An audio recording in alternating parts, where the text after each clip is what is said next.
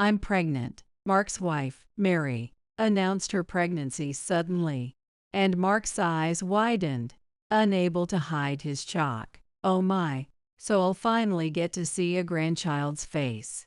Mom looked delighted, covering her mouth with her hands. Mary, after flashing a smile towards the two of them, turned to me with a cold gaze, looking down at me. Oh, and Kim, since you'll just be in the way, could you please leave soon?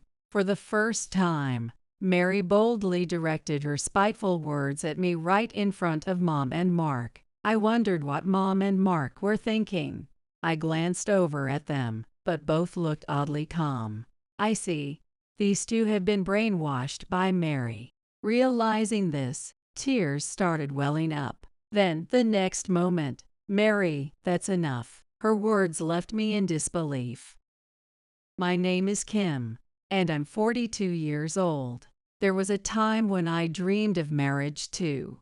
It's been 20 years since I graduated college, and I've been working for an international trading company. After starting my career and living on my own, there were times when the loneliness made me seriously consider marriage, but I never quite found anyone to go all the way with. The first guy a friend introduced me to said, "I just quit my part-time job today. I'm going to keep playing in my band and become a famous singer." He wasn't planning on settling into a stable job. At first, I supported his dreams, but every date, I ended up paying for everything. Eventually, "I'm not working, okay? You make better money anyway." With him brazenly demanding I support him, I ended up throwing water in his face and walking out. After that, I went to other social gatherings, but every man I met only cared about the name of the company I worked for, asking, "How much do you make? What's your salary?" I grew tired of these types of encounters and gave up on marriage. Everyone seemed to expect me to provide for them, with no thought of earning their own living. It seemed like every time I searched, I'd meet men like that. Maybe it was a sign from above that marriage wasn't for me. So I started thinking a life of single independence and career focus might be better. I could cook whatever I wanted, eat out whenever I pleased, without considering anyone else's needs. Weekends became a time to hang out with friends from college or close coworkers, sometimes traveling together. Ever since I gave up on marriage, I've been enjoying my single life to the fullest. Then, when I was 40, Dad passed away as his illness worsened. Worried about Mom living alone in her old age, I moved back to my parents' home. People might say things about single life, but I don't care. Mom and I have developed a recent hobby of going shopping and traveling together, fully enjoying life. I have a younger brother, Mark, 5 years my junior. His name is Mark. Currently, Mark lives alone, but he doesn't come home for Christmas or any long holidays. When Mom calls him now and then, "I'm doing fine. See ya." He just hangs up right away. I figured him avoiding our home as an adult was a sign of independence, so I didn't mind much. No way. Mark's getting married. One day, out of the blue, Mark called Mom, which was rare. "Mom, I'm getting married. I'll bring my girlfriend over soon to introduce her to you. I'll let you know the exact time later. Anyway, that's all." With that, he hung up the phone. If there was someone nice, you could have let us know. I mean, who's the person that's caught Mark's eye? With Mom beaming with happiness, I couldn't hide my shock, leaving me momentarily speechless. You see, Mark has always been quiet, not one to say much, seemingly uncomfortable around people, preferring to retreat to his room right after school rather than spending time with friends. Even when he lived at our parents' home, he barely spoke during family dinners, and I often found myself wondering what he was thinking, finding him to be a mystery. So I just assumed his girlfriend might be someone quiet, with a mysterious air, just like him. That's what I imagined, Anyway, hi, I'm Mary. The girlfriend Mark brought over, Mary, was nothing like what I had pictured. Her voice was high-pitched, her style bubbly and cute. Seriously, what should I say? I mean, how did Mark choose her? She was the complete opposite of him, with his glasses and reserved personality. And once again, I was left in shock. Well, to each their own. Maybe this is his type after all. I tried to convince myself. Mom didn't seem fazed at all, asking various questions. And Mark answered shyly. Sitting there next to them, I forced a smile, but I was so stunned that I couldn't follow the conversation at all. Then I finally caught something that jolted me back into focus. I've always dreamed of a big family, and I'm totally open to living together after marriage. Mary suddenly announced she wanted to live together with us. What? Living together? What does she mean? Is this a joke? Why? While my mind raced, Mom excitedly supported the idea of Mark and Mary moving in together. That sounds wonderful. I'd be thrilled to have Mark back at home, and a daughter-in-law would brighten up the house. We could do shopping and cooking together. Right, Kim? Yay, sure. Mom was already dreaming of a joyful life with Mark and Mary living with us. But, is this okay? They barely know each other, yet they're rushing into this. What if we end up stressing each other out over things like how we season food or our shopping preferences? Even though Mark's getting married and our family's about to grow, I found myself oddly unsettled at the thought of living with Mary.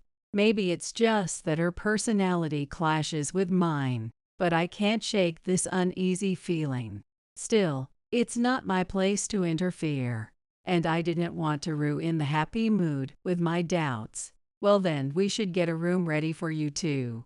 Oh, and maybe we'll need to plan for an extension once you have kids.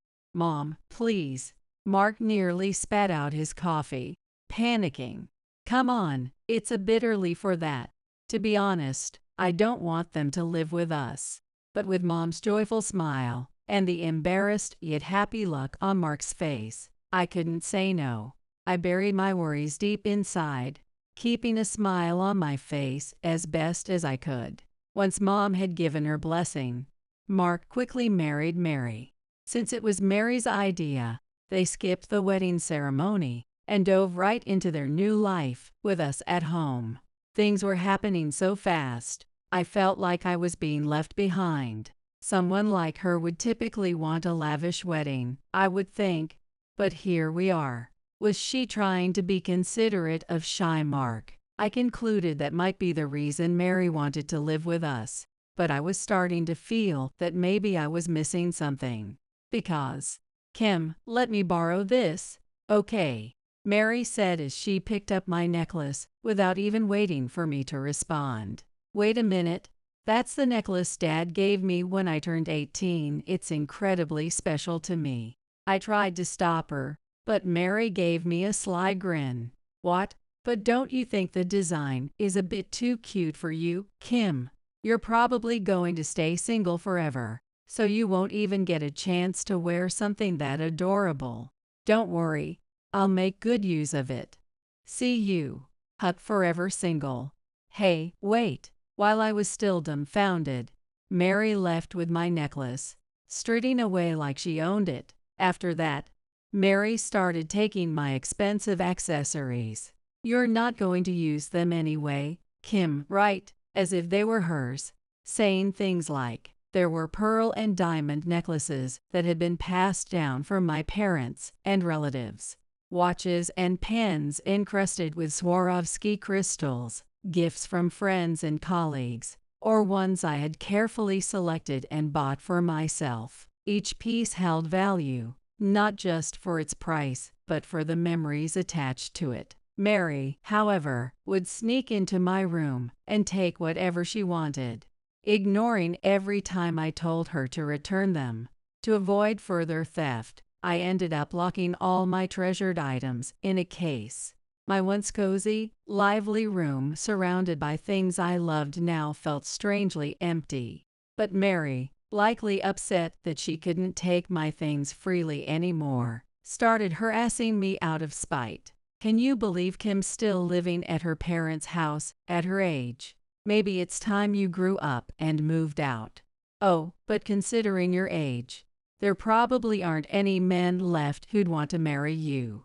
She'd throw sneers like that right in my face, laughing with a look of contempt. Honestly, responding to Mary's low-level insults every time would be endless, and frankly, I was tired of wasting my energy on her. So I decided to ignore her altogether. I told myself to think of her as if she were invisible. Somehow I managed to carry on with our cohabitation. But then one day, a new crisis hit when I came home from work. Why does the room look so tidy? Wait, this can't be happening. I looked around, and all my clothes and bags were gone. Just as I stood there, paralyzed with shock, Mary's voice came from behind me, dripping with sarcasm. Oh, welcome home. I took the liberty of clearing out all your clutter so you could finally learn to live independently. Hold on. You did what? Where are all my clothes and bags? Well, surprisingly, there are people out there who actually want that stuff. So I sold everything. And as a little bonus, I'll be putting the proceeds toward our wedding gift fund. Now you're free and ready to leave the parents' nest anytime. You're welcome, by the way. That day, Mom had been out all day watching a theater performance with her friend and hadn't been home. Unbelievable. She really sold my personal belongings while Mom was out of the house. This is just beyond cruel. Family or not, this is theft. It's a crime. Oh my, Kim, you're scary. But even if I did something like that, who would believe it? Maybe they'd think you're the one getting rid of your own things just to harass me. Or do you have any proof that I did it? This is horrible. All I could do was feel disappointed by the sheer audacity of her actions. But she had just married Mark. Even if I told the truth, would Mark or Mom believe me? Even after living together for a few months, Mary has managed to get along with both Mark and Mom.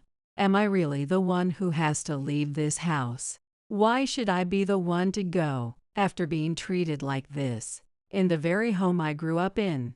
It hurts. It hurts so much. Does she really hate me this much? What did I even do? Why does she keep doing this to me? Does she really want me gone that badly? She's taken so many precious things from me. And those clothes and bags were expensive. Wait a second. Has everything Mary taken from me been high-value items? Could that be her whole reason for wanting to move in with us?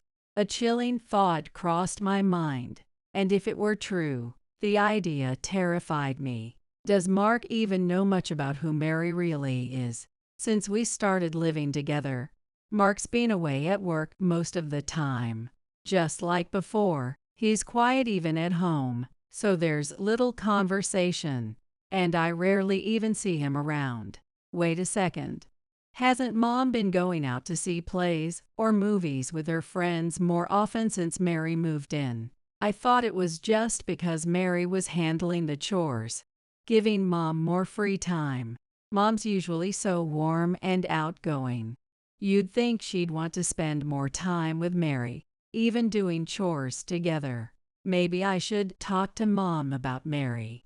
But then, right when I was thinking that, I think I'm pregnant. Suddenly, Mary gathered the three of us together to make her shocking announcement. What? Really? Mark couldn't hide his surprise. And, oh my, I'll finally get to see a grandchild. Mom covered her mouth in delight. The moment Mary turned from the two of them to face me, her expression changed to a cold, condescending look. By the way, Kim, aren't you already 42? Are you really planning to keep living at your parents' home, single and all? Probably, this child will be the future heir of this house. and an environment suitable for raising a child is essential, right? It wouldn't be good for their education if you stayed here, don't you think? So please, leave soon. Until now, Mary had only been spiteful towards me in private. Now that she had the support of a child, she seemed to feel emboldened enough to throw these mean-spirited words at me in front of Mom and Mark. I wondered what Mom and Mark thought as they watched Mary say this. Uneasy, I looked to Mom and Mark's faces, but both seemed oddly calm. They were already under her influence. So, am I the one who has to leave my family, my childhood home? Is she going to take it all away from me? Just thinking about it brought tears to my eyes. Then, suddenly, Mom stood up from her chair and pulled out a booklet from nowhere. She slammed it down on the table. Mary, enough of this. You've been after our inheritance, haven't you? Mom glared sharply at Mary. Mary muttered, "Gah," barely audible, frozen in place. I was so shocked at this unexpected turn that I just stood there, paralyzed. With some effort, I glanced over to the booklet on the table, realizing it was nursing care paperwork and pamphlets for assisted living facilities. Seeing this, my mind began filling with a series of worst-case scenarios. What do you mean? Mom, you've known about this? I asked, and Mom began to explain the details slowly. Ever since Mary moved in, she's been cooking our meals, right? But every single dish she made was overly salty and tasted strange. It was just unbearable. Yes, even though it was that salty, Kim and Mark seemed to eat it without any problem. I thought that was odd. Then Mom stood up again and brought over a bag containing something. What's this? A bag of salt. I looked inside the bag and was stunned. It was filled with dozens of empty salt packets.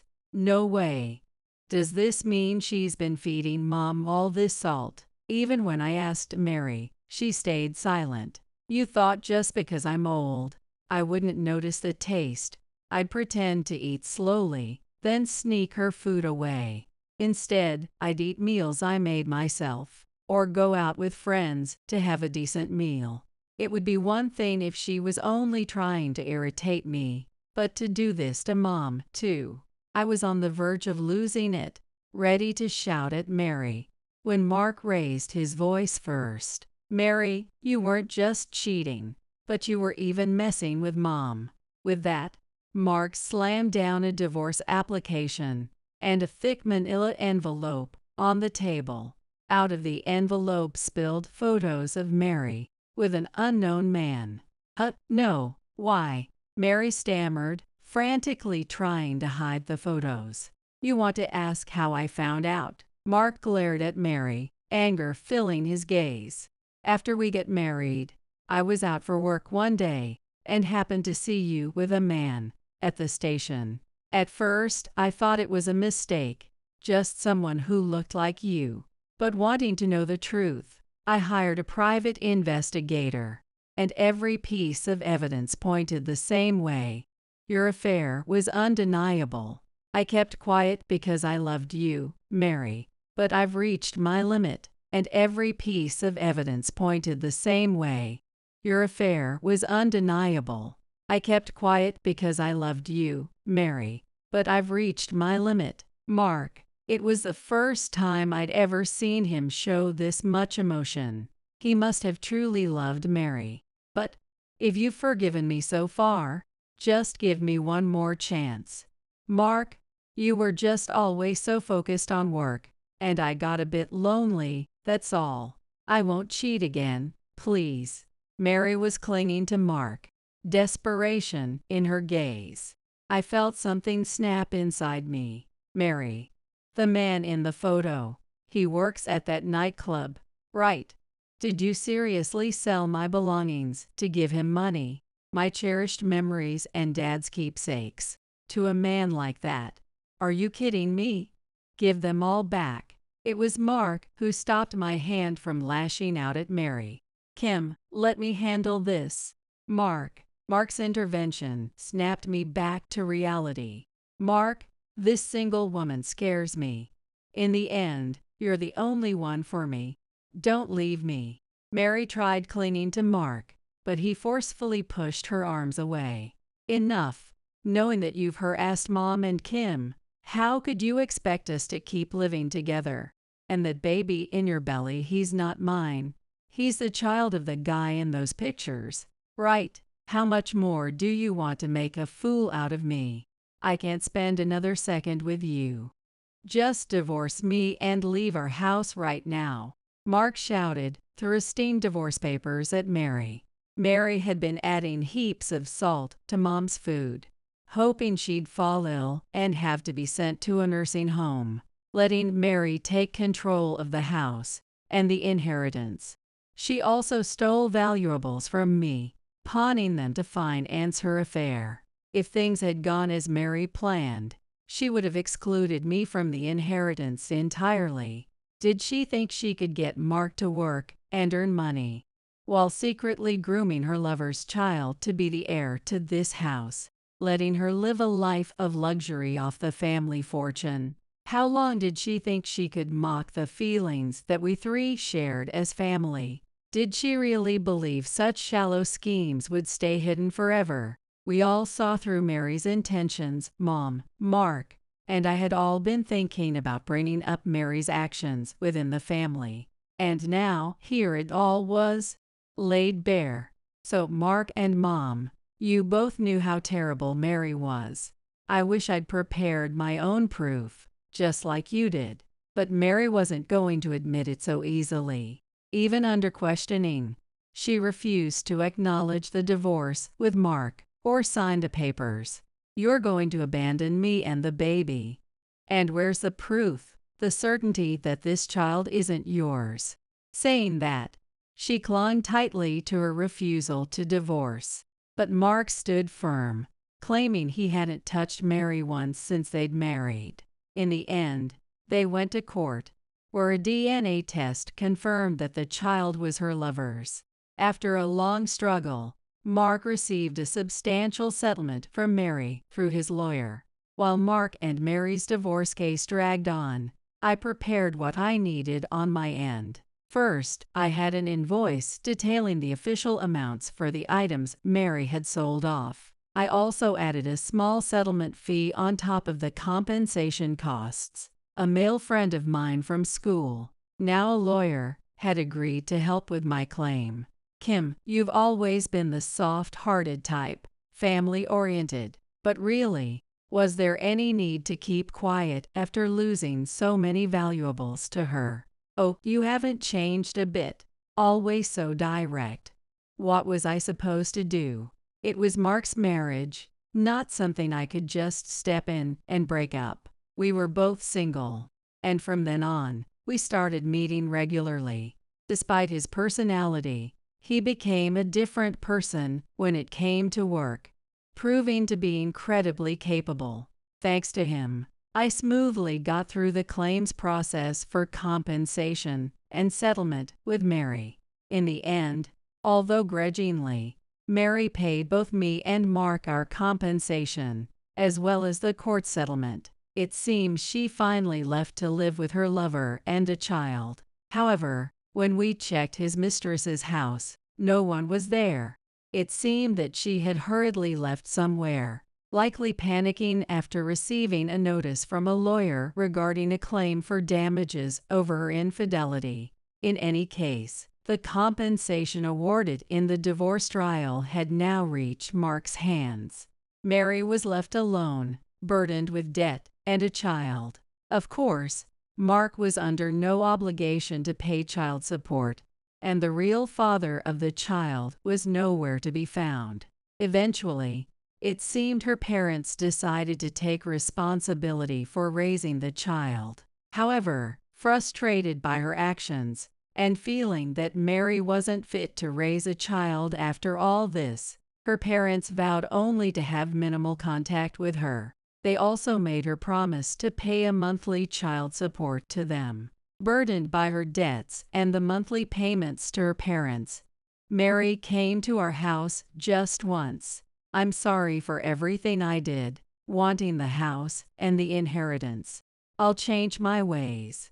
Could we possibly live together again? She apologized politely, but there was no way her words would move us. So now you're broke again, and back to use my family as a lifeline. If you hadn't done all those awful things, maybe we could have been happy together as a family. But you're the one who shattered that dream. Guess I was a fool to fall for you. Not that it matters much now. After Mark's blunt words and sending her away, Mary disappeared from our lives for good.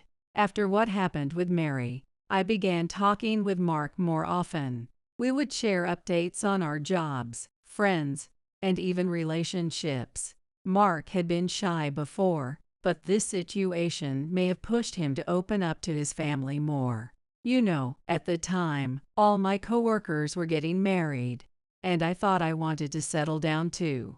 Then I met her, and I was drawn to the things she had that I didn't. But having similar values, that's really important, huh? Mark said with a slight wry smile. It's important not to rush marriage. Yay, but I'd like to get married sooner than later. Can't let it get too late, like you. Over 40, right? Excuse me, too late.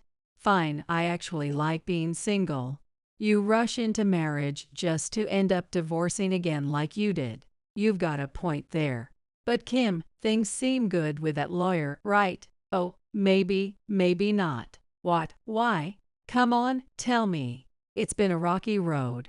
But now, being able to joke and talk openly with Mark like this, I feel genuinely satisfied. This time, I'll find the right person to finally put you and Mom at ease, he declared, once again setting his mind on finding a partner. And although I worry he might choose another reckless person like Mary, I watch over his next chapter with hope. Hey, why are you acting like it's normal to show up? Auntie, I told you to skip my wedding. My niece sneered as she asked me not to attend her wedding. Ever since my brother passed away 11 years ago, I had raised her like she was my own daughter. But there was a reason she suddenly started hurting such harsh words at me. My name is Effie and my brother, Jason, was 12 years older than me. Jason was a kind soul. When we were young, he'd hold my hand as we ran errands, help me practice riding my bicycle, and shower me with love. The year I entered middle school was also the year my beloved brother got married and moved out. I remember Jason and his wife's wedding being full of joy. I clapped so hard my palms ached. The following year, a baby girl was born to Jason and his wife, Mary. Being the youngest in the family, I was thrilled to have a little sister-like figure in my life. We named her Heidi, and I loved her as much as my brother had loved me. Even after Heidi was born, my brother and his wife continued to dote on me, and from middle school to high school, I frequently visited their home and spent time as a part of their family.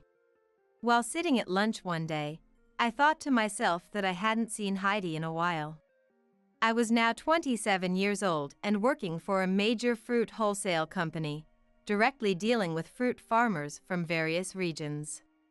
I was not initially familiar with agriculture, but I learned a bit each day by listening to the voices of the producers, and I was now a leading staff among the employees, trusted with guiding my colleagues. One stormy day, I received sudden news that shocked me. That day, a typhoon was approaching, and we finished work a bit earlier than usual. Still, the weather outside was incredibly violent during my commute home, with gusts of wind so powerful they threatened to carry me away. It was on such a stormy day that my brother, under the orders of his boss, had been forced to go out on sales rounds. Jason was very earnest and hardworking, even on that day. He was trying to make sales even in the adverse weather and didn't slack off. As he walked through the strong wind, a sign from a building fell and struck him directly. I heard about my brother's death, and I somehow managed to get my trembling legs to take me to the hospital. By the time I arrived, everyone was already there, and my parents were hunched over, crying silently. Seeing my parents crying and the painful sight of my brother, I couldn't help but shed tears, even though I still couldn't believe what had happened. Even though I understood the situation, the reality was too hard to accept. I sat next to my brother and cried. I noticed Mary and Heidi, Jason's wife and daughter, looking as if they were in a daze, not sobbing but simply staring blankly at the wall. Thinking it best to leave them be, I felt so sorry for them. From then on, we supported each other as a family even more than before. Mary, who is currently on leave from work, was a part-time worker within the scope of dependent support, and she will need a job in the future to sustain her life. My parents and I decided to support Heidi and Mary's future, including her re-employment, with all our might. About a year after the funeral, Mary, who had returned to part-time work, decided to move because the rent was becoming too much for her current income. She had received compensation and workers' compensation insurance from Jason's company due to the accident at work, and of course, we agreed with Mary's prudent decision. But on the day of the move, when we went to help, we found only Heidi crying in the somewhat tidied room. Heidi, holding a letter that said her mother couldn't raise her on her own, was only 16 years old. It seemed that Mary had called us to help with the move to ensure her daughter was taken care of after she left. Reading the letter, I felt a tightness in my chest, wondering if Mary had been so anxious that she wanted to run away after Jason's death. From the contents of the letter and what Heidi told me, it seemed that Mary believed it would be better for Heidi to be raised by our family than by her, who was economically unstable. Although it said she was thinking of Heidi first, what she did was equivalent to abandoning her high school daughter. Of course, I was angry at Mary, and we even went to search for her at her parents' house. However, the people who came out of the house were a family we didn't know, and we learned that not only Mary but also her parents had moved. We contacted Mary's relatives, but there was no family willing to live with Heidi, who was a high school student and had the prospect of significant expenses for college.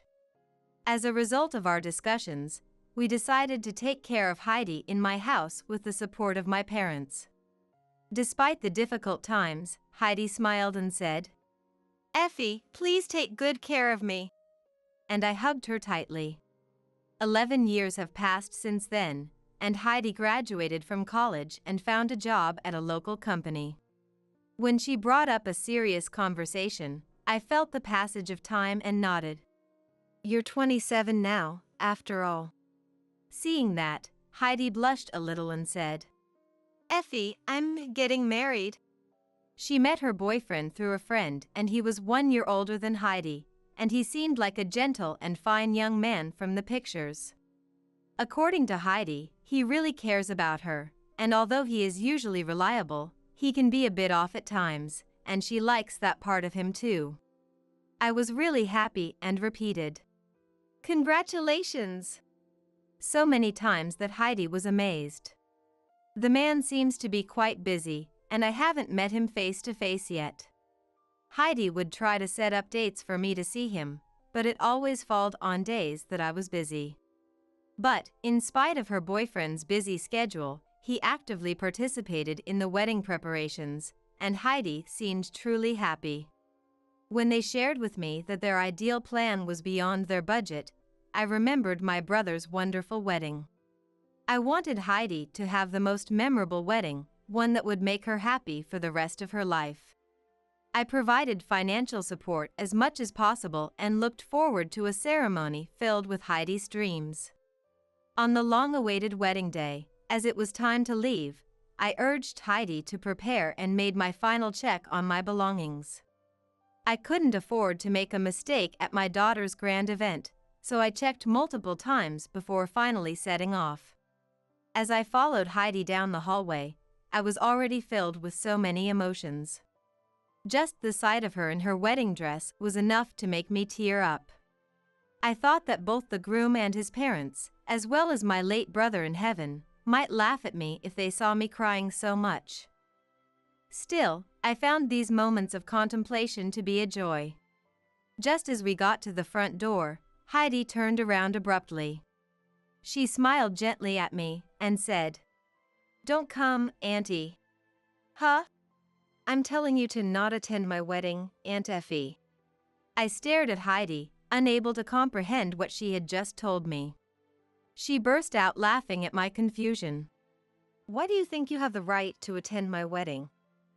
No matter how much you did for me to replace my mother, you're still my aunt, an outsider, right? There's no way I can introduce you as my mother to my guests." The words spoken by my niece, whom I had lived with and cherished for over 10 years, were shockingly hurtful. Indeed, I'm not her biological mother. No matter how much time has passed, Heidi never called me her mom. The reality that to Heidi, her only mother was Mary, finally hit me again. I was left speechless by Heidi's words, which she uttered with a smile. There was a moment when I thought, despite having raised her this far, but I realized it was a one-sided and arrogant sentiment. It is indeed regrettable that I cannot witness my daughter's grand event, but if this is for Heidi's happiness, I will do as she says. Suppressing my feelings, I told her that I understood, and gave her my blessings and decided to absent myself from the wedding. Several hours later, Heidi returned home while I was still recovering from the shock. She came into the living room laughing cheerfully, and to my surprise, behind her was Mary, who had disappeared 11 years ago. "Long time no see.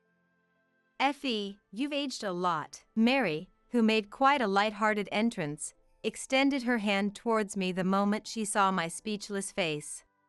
"I'm sure you know that my daughter got married. Give us a gift, $10,000 will do. You'll be down to offer Heidi that amount, right, Auntie Effie?" Her red lipstick-clad mouth curled into a smirk. Heidi, standing next to Mary, echoed her mother's words with a similar smile. As they urged me to cough up the money quickly, the two started revealing a shocking truth. In fact, Mary's disappearance was a scheme to freely spend the insurance money and the funds from my brother's company. Mary, who had been working part-time and left the household finances to my brother, seemed to have completely changed after suddenly coming into a lot of money. Although she had never been poor, she became stingy about spending the money she had acquired, even on her daughter, once she realized that she could control everything. Her greed led her to use me, a single woman with a stable life, to raise Heidi, so she could save on major expenses like college tuition. And terrifyingly, this all was a farce that Heidi was aware of. Only our family thought Mary had disappeared. She and Heidi were secretly contacting each other on their phones to prevent us from finding out, and they eventually started meeting once a month. When Heidi became a college student, her spending increased dramatically, and I heard she had started a part-time job, but in reality, she was receiving pocket money from Mary and hanging out. For Heidi, who was in her partying phase, Mary, who gave her money and let her do as she pleased every month, was undeniably the best mother. That's why, Heidi coldly laughed, she deliberately refused to call me mom, knowing how much I loved her as my daughter. After Mary finished revealing the truth about her disappearance, she laughed mockingly and said, "Oh? Did you perhaps use up all your savings and can't afford a gift anymore? But well, it was a more lavish ceremony than expected, so I'm proud as a mother who supported her financially for her wedding. Right, Auntie?" "Hee hee, Mom, you're so mean. From now on, you should save for yourself. I absolutely won't take care of you after your retirement. It was fun being your pretend daughter, but bye-bye now." The two of them laughed heartily, stating that they would take the wedding expenses as a combination of a wedding gift and severance payment. They declared to cut off ties with me and left the house, claiming to attend their after-party and dinner with friends. Left behind, I was too overwhelmed by shock to comprehend the events of the past 11 years. About 30 minutes later, my parents arrived. They had been shocked at the wedding when Mary appeared as Heidi's mother, but didn't want to ruin their granddaughter's big day, so they stayed put until the ceremony ended. Afterwards, they had been looking for Mary. Unable to find her and unable to reach me, they decided to check on me at home. Seeing my parents, I broke down in tears. When I tearfully confessed everything about Heidi and Mary's scheme, my parents were furious. However, even if my parents wanted to talk directly, it seemed that Heidi had already switched off her phone, and we couldn't reach her. We could have tried to locate Heidi through Jason's family. But we had raised Heidi because we wanted to. Confronting them wouldn't make us feel better, because we never expected anything in return. We could have hired a lawyer to claim back my money, but I just didn't have the courage to sue my own daughter, whom I had cherished and raised for over 10 years. After discussing the situation, we decided to let it go, as they wished. We decided to sever our ties and bury everything in the past. Once free from the situation, I took the bold step of resigning from the company I had been working for and started my own fruit wine manufacturing business. I used domestically produced fruit that couldn't be sold due to irregular shapes, or fruits that were partially damaged due to weather conditions, to develop and produce my products. My new venture, which I started with the idea of reducing fruit waste while still working at my previous company, gradually gained support from not only farmers but also various supporters due to the growing concern about food waste. Though it was challenging as I embarked on this new journey, connections I made during my corporate career helped me immensely, and I made steady progress. The business that initially ran at a loss slowly started to increase its sales over 3 to 5 years, and consistent growth made it a company to watch in the industry. One day, Heidi suddenly visited my office. She was already crying when she arrived and ran towards me as soon as she spotted me. Surprised, but not wanting to cause a scene, I took her into the reception room. Effie, I'm really sorry for everything. I've reflected on my actions, and I need your help. I'm still like a daughter to you, right? After all, we lived together for such a long time. I'm really in trouble. Effie, please help me financially. A woman, now well over 30, sobbed like a toddler. A receptionist, who Heidi seemed to have pushed past, arrived out of breath with several other staff members, all trying to drag Heidi out of the office. Watching this scene, I felt disheartened. She was, after all, after my money. According to Heidi, by the time Mary had appeared before me, she had almost exhausted all the money she had. Unaware of this, newlyweds Heidi and Jason expected support from Mary and willingly invited her to live with them. Initially, their life together seemed to go well, but everything changed when they built a new house. Heidi's husband took out a hefty loan to build a house with unique architectural features, expecting his mother-in-law to pay for it. Heidi wanted a kitchen with the latest equipment, and Mary, assuming her sister-in-law was well off, chose the best from wallpapers to lighting for her room. Their loan turned out to be a heavy burden as everyone was relying on someone else's money. To make matters worse, their lifestyle was beyond their means, and Mary's money was already depleted. Even so, Mary, claiming to have given Heidi enough pocket money, started asking for money and never worked. This drove Jason to gambling out of stress from his mother-in-law's outrageous behavior. Unbeknownst to Heidi and Mary, Heidi's husband even accrued debt under their names, leaving their household finances in shambles, regardless of how much Heidi worked. We're now trying to sell the house as his parents suggested, but we can't find any buyers. Mom gets fired every time she tries to work, and both my husband and I are exhausted from working overtime every day. You're the only one I can rely on, Effie. If I'm not happy, Dad wouldn't be able to rest in peace either, right? Heidi, desperately appealing to me, reached her hand out while being escorted by my staff, smearing her face with tears and snot as she asked for money. I was slightly relieved to find that my heart was unmoved by this spectacle. The matter of this mother and daughter had firmly become a thing of the past in my mind. Finally, I broke my silence. Do you have an appointment, ma'am? Our company is not a financial institution, so we cannot lend money to strangers. If you're in trouble, please consult a bank or consumer finance company. Stunned, Heidi was lost for words when I turned back her own phrase, stranger, that one had pushed me to the abyss of despair.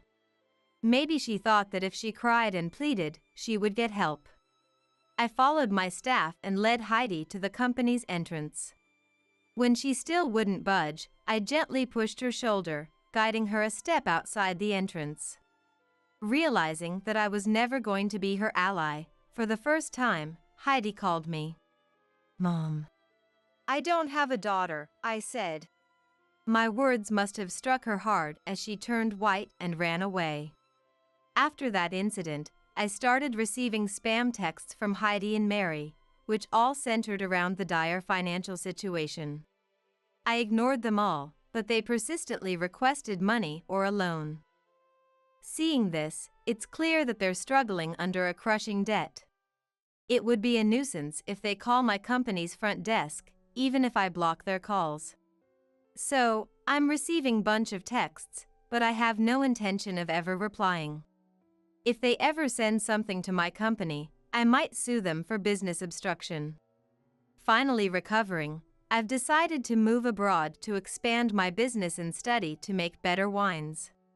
It seems I won't have to face those two for a while, and with anticipation for my new environment, I'm dedicating myself to work every day. My husband got my friend pregnant. Hey, what's with that look? It's your fault for being infertile. If you want compensation, I'll give it to you. How about $20K? Don't follow me around just because you're lonely. You're seriously annoying. Sorry for taking your husband. We're going to be happy together from now on. Make sure to send us your blessings. My friend lovingly rubbed her belly. I looked at her large belly and put my hand on my chin. Something felt off. Then, oh, I see. So that's it. What do you mean all of a sudden? Satisfied, I smiled and replied. My name is Nancy.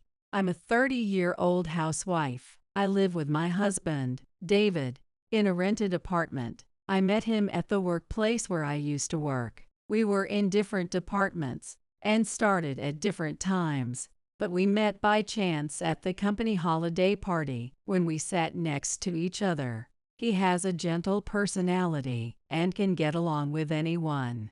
That's one of the things I liked about him, and he seemed to like me too, so we started dating. We had a few arguments here and there, but things went smoothly, and after about 2 years of dating, we got married. It's been 3 years since then. We don't have any kids. It's not that we've decided not to. Both of us wanted kids. We've talked about it since we started dating, and we both love children. I even quit my job to become a full-time housewife for the sake of trying to conceive, but unfortunately, we haven't been blessed with a child even once. I understood that wanting kids isn't enough to make it happen, but being unable to conceive this long has slowly been wearing down my spirit. On top of that, David's mother, Jane, who lives nearby, visits us unannounced almost every day, pressuring me about when we'll have a child, which is also mentally exhausting. At first, she showed concern for me, so I thought she was a good mother-in-law, but over time, she's become more aggressive. Not only does she make snide remarks about children, but she often takes my belongings without asking, or criticizes my cooking. Just recently, she insisted on helping with cleaning, and ended up taking all my accessories, bags, and clothes. Jane, Those are my clothes. Please stop taking them without asking. I'm still using them. What are you talking about? You don't even fulfill your duties as a daughter-in-law, and you have the nerve to buy such extravagant things.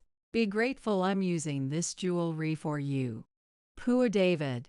It's so sad he's stuck with a woman like you. You're a disgrace as a daughter-in-law for not being able to have kids. Just leave us and disappear.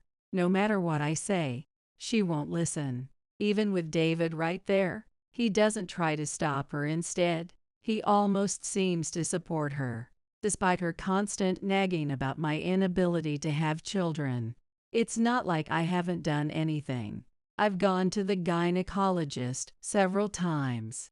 After various tests, it turned out there was nothing wrong with me. So I thought there might be something wrong on David's end and suggested he get tested, but he wouldn't listen. He fully believed Jane's words that infertility is the woman's problem, so things never progressed. Then one day, while this went on, David came home from work with an unusually serious expression and asked me to sit down. Nancy, I need to talk to you. Will you listen? What? All of a sudden, I was just about to start making dinner. Does it have to be now? David stopped me from heading to the kitchen and guided me to the living room sofa. He sat down on the carpet. Then, after a silence of about 10 seconds, he began to speak. Actually, she's pregnant, so let's split up. If you want compensation, I'll give it to you. How about $20K? You know, Nancy, I've always wanted children. So, just like Mom said, I don't need a wife who can't have kids. I couldn't understand what he meant. All I could say was, what? The only words I can come up with. David repeated himself to me, still stunned. That's right. Since you're not getting pregnant, I made a baby with someone else. I admit it's wrong to have done that before we divorced, but that's what happened. I'll pay you compensation, but it's your fault, Nancy. If you had just gotten pregnant, none of this would have happened. No matter how many times he said it, I couldn't grasp it. Was this man really my husband? Where had the kind him I fell in love with gone? With my head pounding in pain, I asked the question that was bothering me. Who is she? How long has this been going on? It's Anne, your former colleague. I told her I was struggling with not having kids, and she said she'd help me. He answered calmly. Anne joined the company the same year as me, and we got along fairly well. She had attended our wedding and was even supportive when I was deciding whether to date David. This ultimate betrayal darkened my vision. The other day, the OB-GYN told us it's a boy. I can't wait for him to be born. I finally get to fulfill my dream playing catch, camping with my son. David was gleeful, leaving me shocked in his wake. Does Jane know about this? When I asked, David nodded firmly. Of course, I've already told her. Mom is thrilled to finally have a grandchild. She's ready to live with Anne too and has been preparing everything. I think they'll move in as soon as you agree to the divorce. It seemed that they were already assuming I'd go along with the divorce. At that moment, the doorbell rang. No one was expected, but David exclaimed, "They're here, they're here." He rushed to the front door and immediately came back to the living room. Standing behind him was none other than Anne. Clinging to David's arm, she was smiling. Sorry, Nancy, I ended up being the only one pregnant. He really wanted kids, so I decided to help him. He told me all about it. Nancy, you can't get pregnant, right? So there was no other way. It's your fault anyway, Nancy. She was talking nonsense as she lovingly stroked her own belly. Her belly was quite big and round. Is that child really David's? I asked, and Anne flared her nostrils. Of course it is, she declared loudly. Yes, this child is definitely mine and Anne's. Just because you couldn't have a baby doesn't mean you should say nasty things. Right, Anne? Anne, who had been so certain just a moment ago, now seemed a bit shaken. Yes, it's David's and my child, of course. To doubt that. I see. In that case, I thought I'd agree to the divorce. I decided to demand compensation from the two through my lawyer. Thanks to my lawyer, I was able to secure over $20K, and the divorce went through smoothly. Not wanting to be near David and Anne anymore, I decided to return to my family's home. The truth would come to light soon enough. About a year passed, and I found a job soon after moving back with my parents, and we settled into a comfortable life. I rarely thought about David anymore, and my days were peaceful. That day, I went to work in the morning and came home around 7 p.m. when I noticed someone pacing in front of my house. Who could that be? Curious, I cautiously approached, and as soon as they saw me, they called out, "Nancy, where have you been? We've been waiting for so long." The people behaving suspiciously were David and Jane. They'd shown up without any prior notice and were saying ridiculous things. "What are you here for? We're no longer married, and it's none of your business." I tried to pass between them to enter my house, but David grabbed my arm, stopping me. "After we came all this way, is that how you're going to act? I'm not leaving until you listen to what I have to say." Then he began to talk about life after our divorce. He went on for ages, complaining about everything, much of which was irrelevant. But to summarize, it seemed he had indeed been deceived by Anne.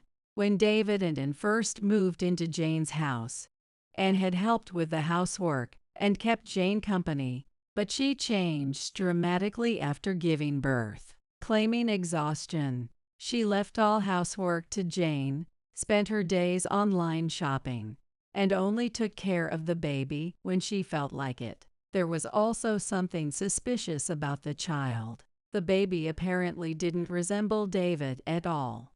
Jane couldn't shake her doubts and secretly did a DNA test, discovering that the child was not his. When David confronted her, she left the next night, taking the child with her. I get it, but what does any of this have to do with me? A woman who can't have children isn't fit to be a wife, right? You're still holding on to that. Stop being so stubborn. Let's give it another shot. Mom's getting older and says it's hard for her to do the housework every day. And I'm just a part-timer now, so money's tight. We may be divorced, but we were family once.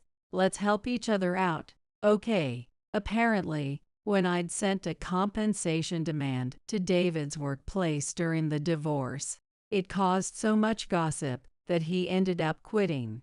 So these two are trying to turn me into a money machine and a housekeeper. How despicable they are. As I stared at them in disbelief, Jane took advantage of my silence and spoke up. "Since you're back at your parents' place, I bet you're still not remarried, right?" "Of course, you wouldn't be. Only someone as kind as David would ever want to marry a hopeless woman like you. Now, pack up and come with us." From her tone, it was clear that Jane still saw me as a worthless daughter-in-law. For them to have the nerve to treat me this way, despite needing my help, was nothing but insulting. It was time they faced the consequences. "I see. So that's what happened. By the way, I don't think you've ever apologized to me, have you? If you give me a sincere apology, maybe I'll consider giving us another chance. What do you say?" David and Jane exchanged stunned looks, clearly not expecting me to say that. Then Jane shouted, "Why should I have to apologize to you?" But David stopped her. He must have decided it was best to apologize sincerely this time. David grabbed Jane's arm, and together, they got down on their knees to apologize. Seeing David do it, Jane reluctantly followed suit. "I'm sorry, Please, come back. Let's start over. I'm sorry for the hurtful things I said. I understand. That's enough from both of you. David and Jane, perhaps thinking I was agreeing to get back together, looked up at me with relieved smiles. So let's. Feigning thought. I crossed my arms and looked contemplative. Then I spoke up. I thought it over, but I'm not planning to take you back after all. Even if you apologize to someone you see as inferior, it doesn't change anything. Go on and live out your days together. You two suit each other well. David and Jane's expressions shifted to shock, then from embarrassment and anger. Their faces flushed red. You think you can just walk away from this and act all high and mighty? You better watch yourself. It's you needs to watch yourself. No matter what you say, I'm not coming back. As I said that, Jane took a step back, clearly startled. Just then, 2 police officers approached us. It seemed a neighbor had called, noticing I was being harassed. David and Jane panicked and tried to explain themselves, but they were taken away. After that, they never showed up at my parents' house again. Rumor has it that Anne's whereabouts are still unknown, and since the divorce was never finalized, David has been drowning in debt from the purchases she made on his credit cards, struggling with bills. Now, David and Jane have sold their house, living off the paycheck from David's exhausting job and Jane's part-time work. In truth, I know where Anne is. A former colleague happened to see her in town and told me. Apparently, she was pushing a stroller with her newborn and carrying a heavy bag. Her face looked quite exhausted, and there was none of the brightness or energy she used to have. I honestly don't care what happens to Anne, but I sincerely hope her child grows up healthy. Speaking of which, there was one time after that when David contacted me. Since my lawyer had advised me to leave his number unblocked just in case, I followed their suggestion. One day, as I was handling my smartphone, I accidentally answered his call by mistake. Nancy, it's been a while. I actually have something I want to say. What? I have nothing more to say to you. Well, you know I went to the doctor recently. Turns out the reason we couldn't have kids wasn't because of you. It was me. I finally get it now. I was so foolish, always trusting what Mom said instead of listening to you. I'm really sorry. It's too late for that. Don't ever contact me again. With that, I hung up on him without another word. He should spend the rest of his life regretting his foolish actions. I finally felt like everything had truly ended. After that, I started dating a coworker. I told him about my previous marriage, but thankfully, he didn't mind at all. Our relationship progressed smoothly, and recently, he proposed. Of course, I accepted his proposal, and with his job transfer, we decided to move to a faraway town. Now I would finally be free from any ties with David and Jane. Now, to the present. I'm expecting my first child, something I had longed for. As my doctor assured me, my body was perfectly fine all along. My husband was overjoyed, and he promised to cherish me and our child for life. I, too, feel a deep desire to protect both him and our child. Thinking of the happy life that awaits me with my child and husband fills me with warmth. I'm sorry, but I decided to marry Mike. My sister Anne's words over the phone left me speechless. Marry Mike? Mike is my husband. What the hell is she thinking? I was shocked when Anne called me before, saying she was having an affair with Mike. She had asked me to break up with him then, but I never heard about them getting married. I bit my lip. How are you going to marry Mike? Ask him when he gets home today. He said he's divorcing you to marry me. She was relentless, saying her piece and then laughing as she hung up. I was anxious and couldn't sit still until Mike came home from work. He seemed fed up with me, but divorce? What am I supposed to do? My name is Sarah. I'm 40 years old and I work at a clothing store. I have a son and a daughter, but no husband. I got married at 30 and divorced at 35. Let me explain how I ended up marrying and then divorcing my ex-husband, Mike. I met Mike when I was 29. He came into the clothing store where I worked. My store sells both men's and women's clothing, so we get a fair amount of male customers. It was a Sunday afternoon when I saw Mike struggling to pick out clothes and decided to help him. Are you looking for something? Yes. I want to try dressing up for a change. Mike shyly admitted he wasn't used to picking out stylish clothes. He usually bought affordable clothes randomly and didn't know what would look good. I started picking out clothes that would suit Mike's handsome face. As I selected pieces, I could see his expression brighten. This outfit is nice. I'll take it. Thank you. I couldn't help but respond cheerfully, making him smile. I felt embarrassed, but thrilled that he chose the clothes I picked out. I couldn't hide my happiness as I rang up his purchase. After that, he came to my store frequently. As a regular customer, our conversations became lively, and we talked about our hobbies beyond clothes. One day, he handed me a note. When I got home, I saw it was his contact number. I thought long and hard about the store employee-customer relationship before calling him. Hello? Mike? I spoke nervously, and I heard his familiar voice on the other end. Yes. I'm glad you called. I was half giving up hope. He sounded delighted, his voice higher than usual. We chatted as acquaintances, not as employee and customer. I learned he was 3 years older than me and worked as a salesperson at a well-known brokerage firm. He graduated from a top university, the epitome of an elite career. I wasn't attracted to his status, but as a woman, I was thrilled to meet a serious man like him and exchange contact information. It might sound exaggerated, but I truly felt this was the happiest moment of my life. Would you like to go on a date sometime? I'd love to. Mike asked me out, and I readily agreed. After a few dates, he confessed his feelings, and we started dating. We clicked from the beginning, sharing the same pace in conversation and similar interests. A year passed, and our relationship continued strong. There was never any doubt about our love for each other, and we decided to get married. I had just turned 30, and it felt like the perfect milestone to get married.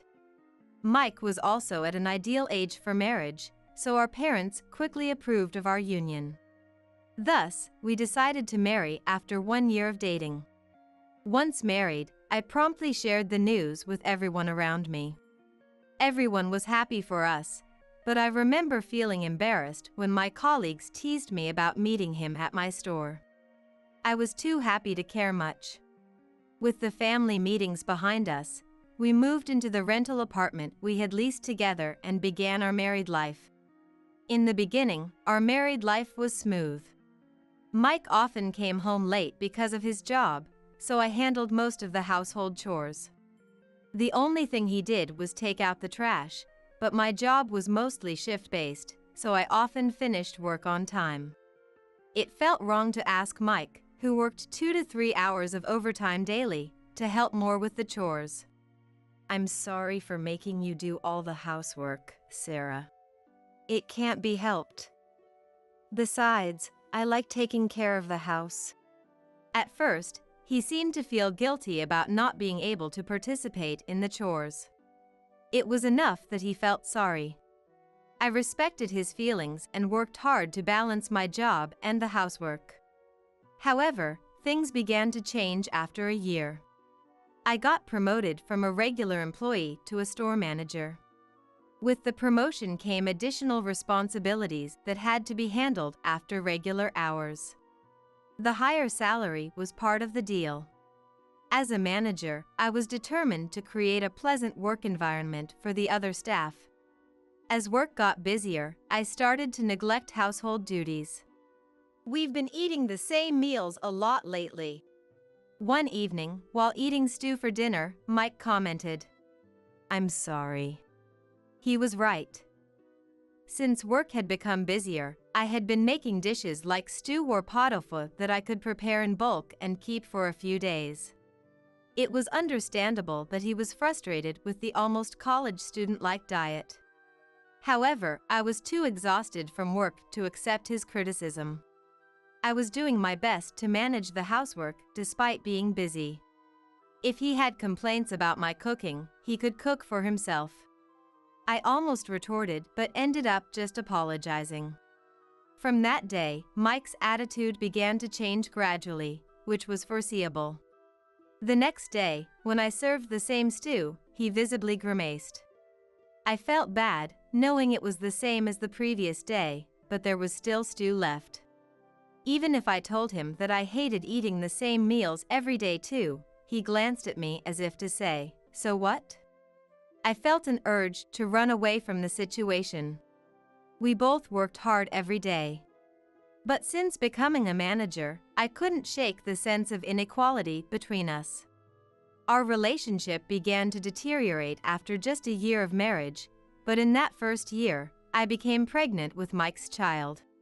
When I told him about the pregnancy, he responded with, "Oh, I see." He didn't seem very happy.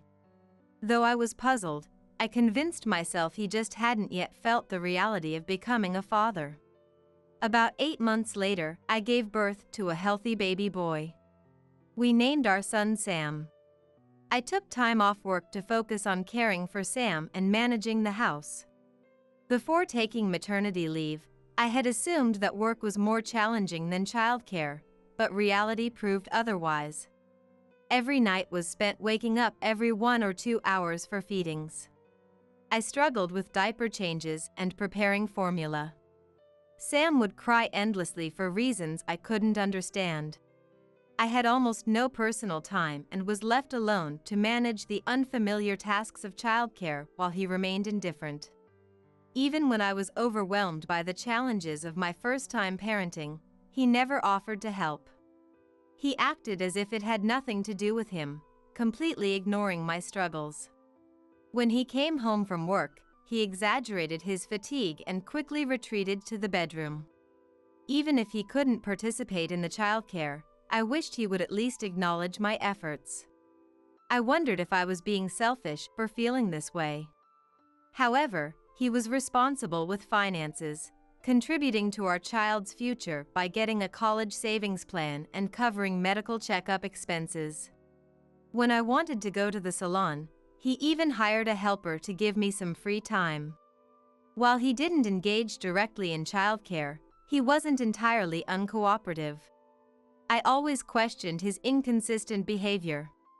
2 years into my lonely journey of childcare, I gave birth to our second child, a baby girl named Karen. This time around, I managed the challenges more calmly than with my first child. However, taking care of 2 young children alone still required immense patience, especially since our eldest was only 2 years old. By this time, our conversations had dwindled. Mike started working even longer hours, often coming home after I was already asleep. Our lives were completely out of sync. I couldn't help but feel lonely, despite accepting it as the way things were. Yet, I was still happy back then, unaware of what he was really doing after work. Our son, Sam, turned 4, and Karen was now 2. I had returned to work when I was 35, putting both children in a daycare center. Though I was no longer a manager, I accepted my role as a regular employee, as managing a store while raising 2 small children seemed impossible. Therefore, I tried to think that I was fully satisfied with my position as an ordinary employee at work. Then, everything changed that summer. One evening, after picking up the kids from daycare and starting dinner, my rarely used smartphone rang. Seeing Anne's name on the screen surprised me. And my older sister by 3 years. was a busy stage actress and seldom called. We were never close. And was beautiful, popular with both men and women, while I was plain and reserved. Our parents and friends often compared us, and I was jealous of how everyone adored Anne. Naturally, I never tried to get closer to her. Even as adults, I believed we lived in different worlds. So, her call was shocking. What could she want now? Thinking it might be a mistake, I answered anyway, out of sisterly duty. Hello? Finally, you picked up, Sarah. Anne's high-pitched voice wasn't one I wanted to hear for long. What's up? I could hear her take a deep breath on the other end. Well, I'm dating your husband, Mike. So, I'd like you to leave him. What? The sudden revelation made me almost drop the knife I was holding. Didn't you hear me? I said, leave him. What do you mean? And casually admitted to the affair and asked me to leave my husband. I was too shocked to respond, frozen in place. Fortunately, the kids were asleep after returning from daycare, sparing them from seeing my distressed face. It's exactly what it sounds like.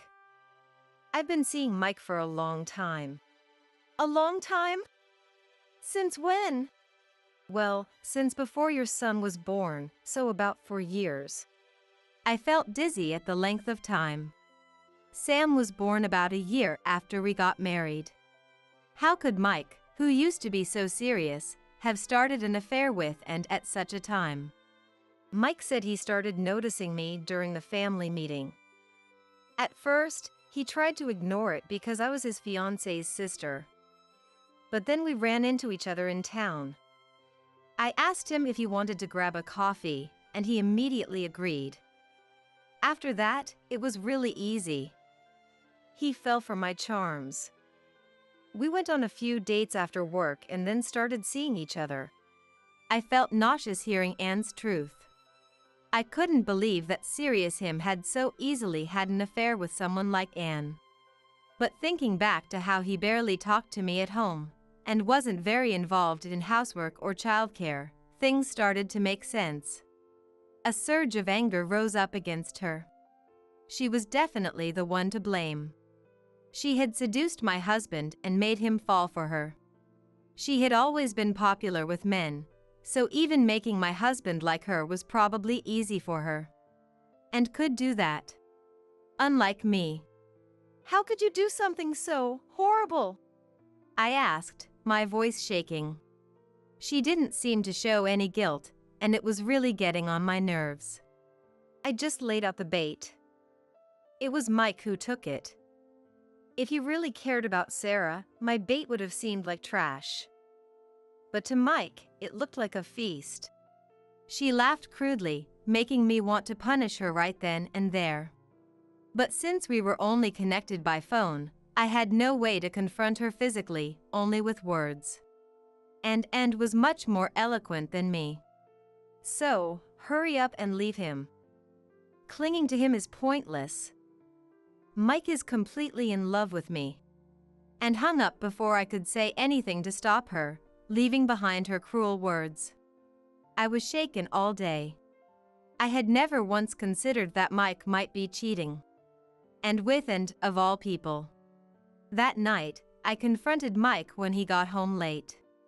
Mike, is it true you're having an affair with Anne? It took a lot of courage to ask. Mike visibly flinched at the unexpected question. How did you find out? Instead of denying it, he confirmed it. I stared at him in disbelief. And called today. She said she's having an affair with you and wants me to leave you. Mike remained silent, unable to say anything, as if he had no words left. I had hoped he would deny it or at least get upset. Mike and Anne really were having an affair. The fact was crushing me. From then on, every day was chillingly cold at home. Only the children, unaware of anything, continued to play happily as usual. Mike barely interacted with the kids, so I vowed to stay strong and act normally around them. A month after our marriage started falling apart, and called me again. Hello? What do you want this time? Sarah, don't be so harsh. Have you thought about what we discussed last time? Anne's high-pitched voice sounds like she's done nothing wrong. What do you mean, last time? You know, I asked you to break up with Mike. I can't help but get angry at her words. How long is she going to keep treating me like an idiot? I was about to snap back when she made a shocking statement. Sorry, but I decided to marry Mike. I was speechless at her words over the phone. Marry Mike? Mike is my husband. What the hell is she thinking? I was surprised when Anne called me before, saying she was having an affair with Mike. She had asked me to break up with him then too, but I hadn't heard anything about them getting married. I bit my lip. How could you marry him? Ask him when he gets home today. He said he wants to divorce you and marry me. And said this firmly, then laughed and hung up the phone. I was anxious and couldn't stay calm until Mike came home from work. Sure, he seemed fed up with me, but divorce? What should I do? That day, I couldn't focus on work at all and went home in a daze, putting the kids to bed. When Mike got home around midnight, I asked him what Anne had said. Are you planning to marry Anne? Honestly, I thought Mike wasn't serious about Anne. I thought he was just being tempted and played by her. But Mike, yes, nodded awkwardly. What? I felt the blood drain from my face. He really wants to marry her? I stared at him in disbelief. I was going to tell you today. Sarah, please, let's divorce. I want to marry Anne. With that, Mike took a divorce application form out of his work bag. His section was already filled out. Looking at the form, I felt like crying. Mike was never a man of many words. He hardly ever helped with housework or childcare. Even so, I thought he was working hard for our family. Mike's determination seemed unshakable. His expression indicated that he wouldn't be moved by anything I said. You're the worst. I couldn't help but feel my trust in Mike shatter as I reluctantly accepted the divorce papers. For a moment, Mike looked relieved. I wanted to lash out at him right then, but I held back for the sake of the children, who might wake up. And so, our 5-year marriage came to an end. The only thing I worried about after divorcing Mike was our children.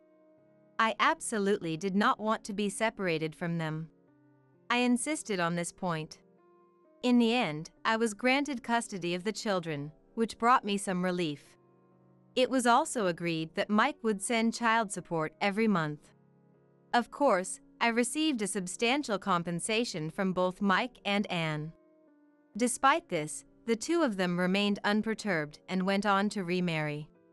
I had no idea where to direct my frustration. After that, life became really tough. Even though I received child support, I had to support the household entirely on my own. I realized how much Mike had financially supported us until now. I worked part-time at a clothing store and did as much freelance work as I could at home. Even then, it was all I could do to make ends meet, and there was no way I could take the children on vacations or do fun activities. I felt sorry for the children, but seeing their smiles when we played at the local park made me determined to work even harder for them. As I desperately worked, 5 years flew by. One Sunday afternoon, I received a call from an unknown number on my smartphone. Who could it be? I wondered as I answered the call, thinking it might be a wrong number or a sales call. Hello? Sarah? The faintly familiar voice made me search my memory for someone I knew. I realized it was Mary, Mike's mother, who I had not seen since my divorce from Mike 5 years ago. Mary! I asked cautiously, not wanting to embarrass myself if I was wrong. Yes, it's me. I'm sorry to call you out of the blue. She knew that Mike had cheated on me, leading to our divorce. So, she probably felt a sense of guilt towards me. She had always been a timid person, but now her voice sounded even more frail than usual. Is there something you need? Getting a call from Mary now made me feel uneasy. Yes.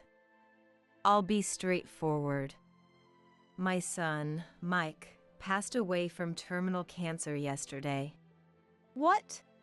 I couldn't believe the words I was hearing. Mike passed away from terminal cancer? It was hard to believe. When he was living with me, he never seemed to have any health issues. I'm sorry to shock you. We are still struggling to accept it ourselves. He was only 43. It was liver cancer, and by the time it was discovered, it was already terminal. I felt a mix of emotions. Mike had betrayed me and married Anne. There was no room for forgiveness for that.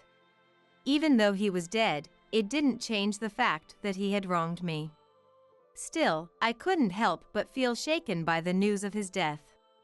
He wrote a will, and he mentioned you in it. I know it's a lot to ask, but could you come see us? I'd like you to hear his final wishes. All right. I was surprised to hear that Mike had mentioned me in his will. We had barely communicated since our divorce. Why would he mention me now?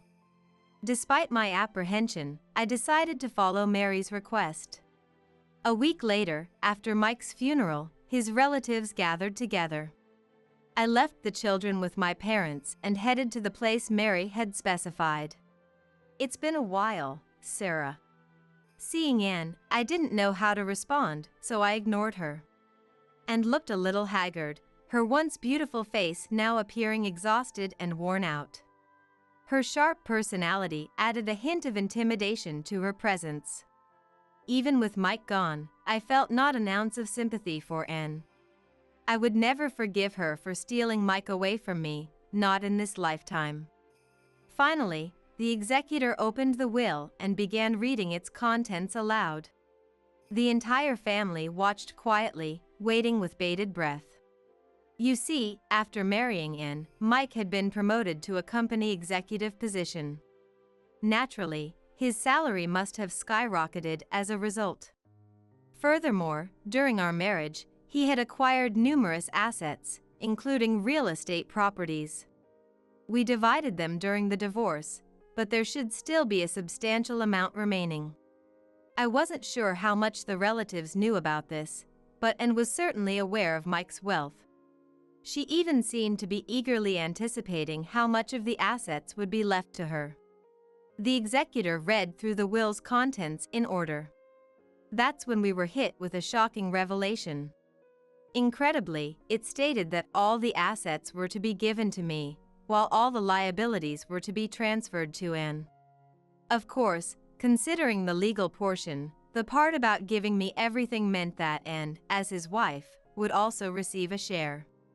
However, as a childless couple, Anne had expected to inherit the entire estate, so she became visibly agitated and furious. Wait a minute. What's the meaning of this? Why are the liabilities going to me?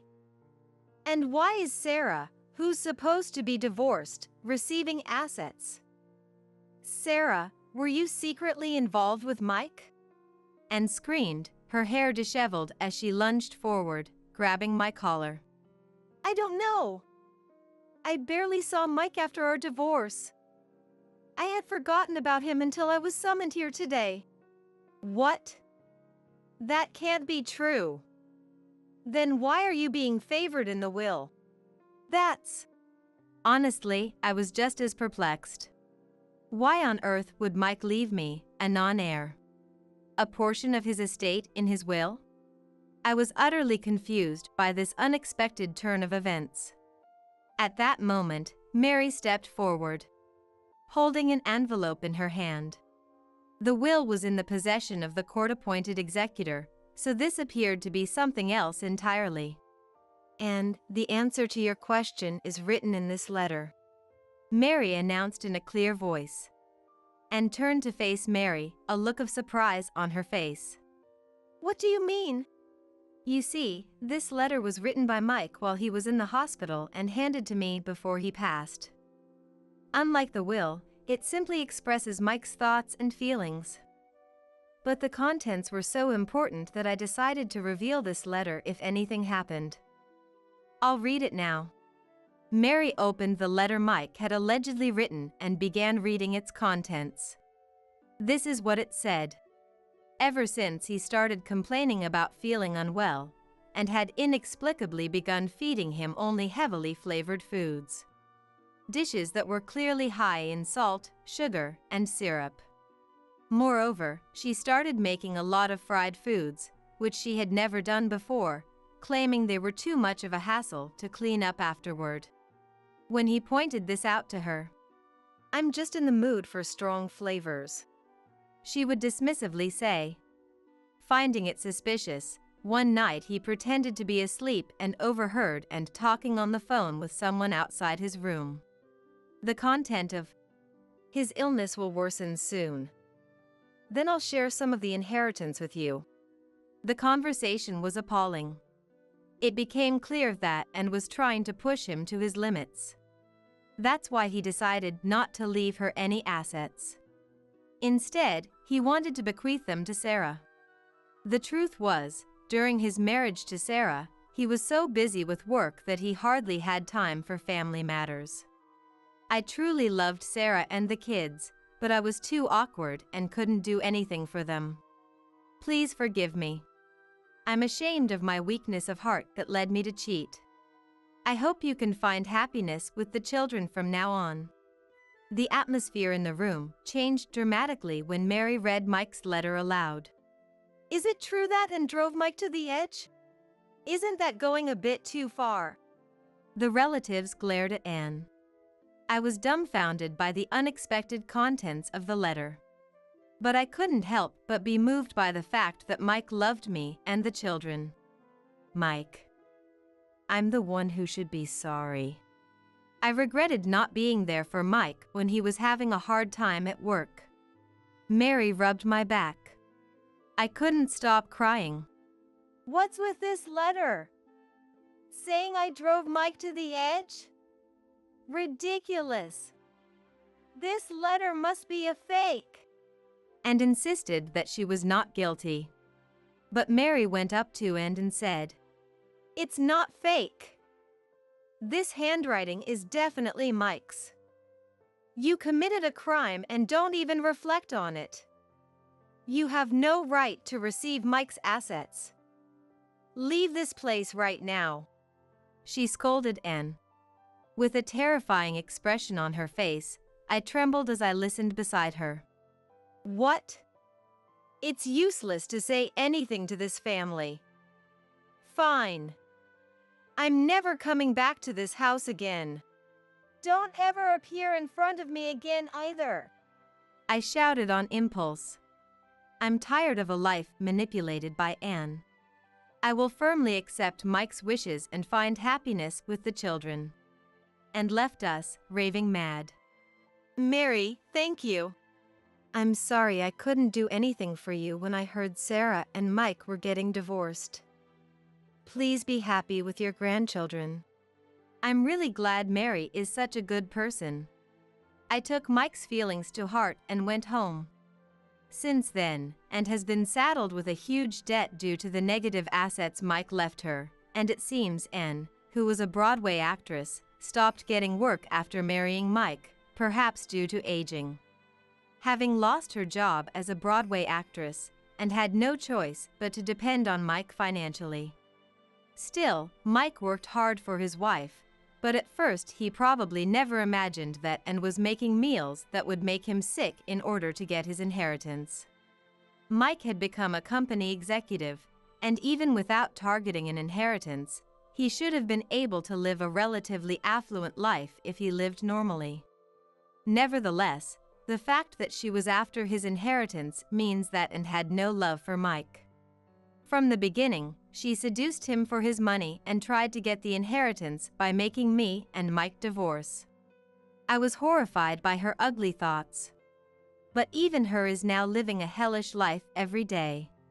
Because the man and was cheating with and trying to steal the inheritance with was caught for another fraud scheme. Naturally, because Anne's existence was also revealed, she ended up being sent to the FBI. She also has the crime of trying to take Mike's life, so she probably won't be able to move from the FBI for a while. Even if she's sent to prison and gets out, what awaits her is repayment of the debts Mike saddled her with. I didn't feel the slightest bit sorry for Anne's bleak future ahead. I want her to reflect properly. And I sincerely hope she never makes the same mistake again.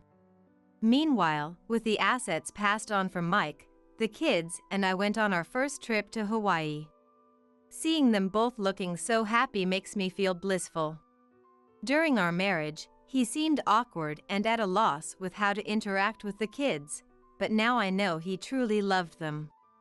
From now on, I want to spend happy days with the children while being grateful to Mike, who left me such precious treasures. Stay here. All right? I felt like I was seeing the terrifying face of my beloved Sherwood for the first time. As I let go of his hand in fear, the door above my head closed. An unpleasant sound clanked.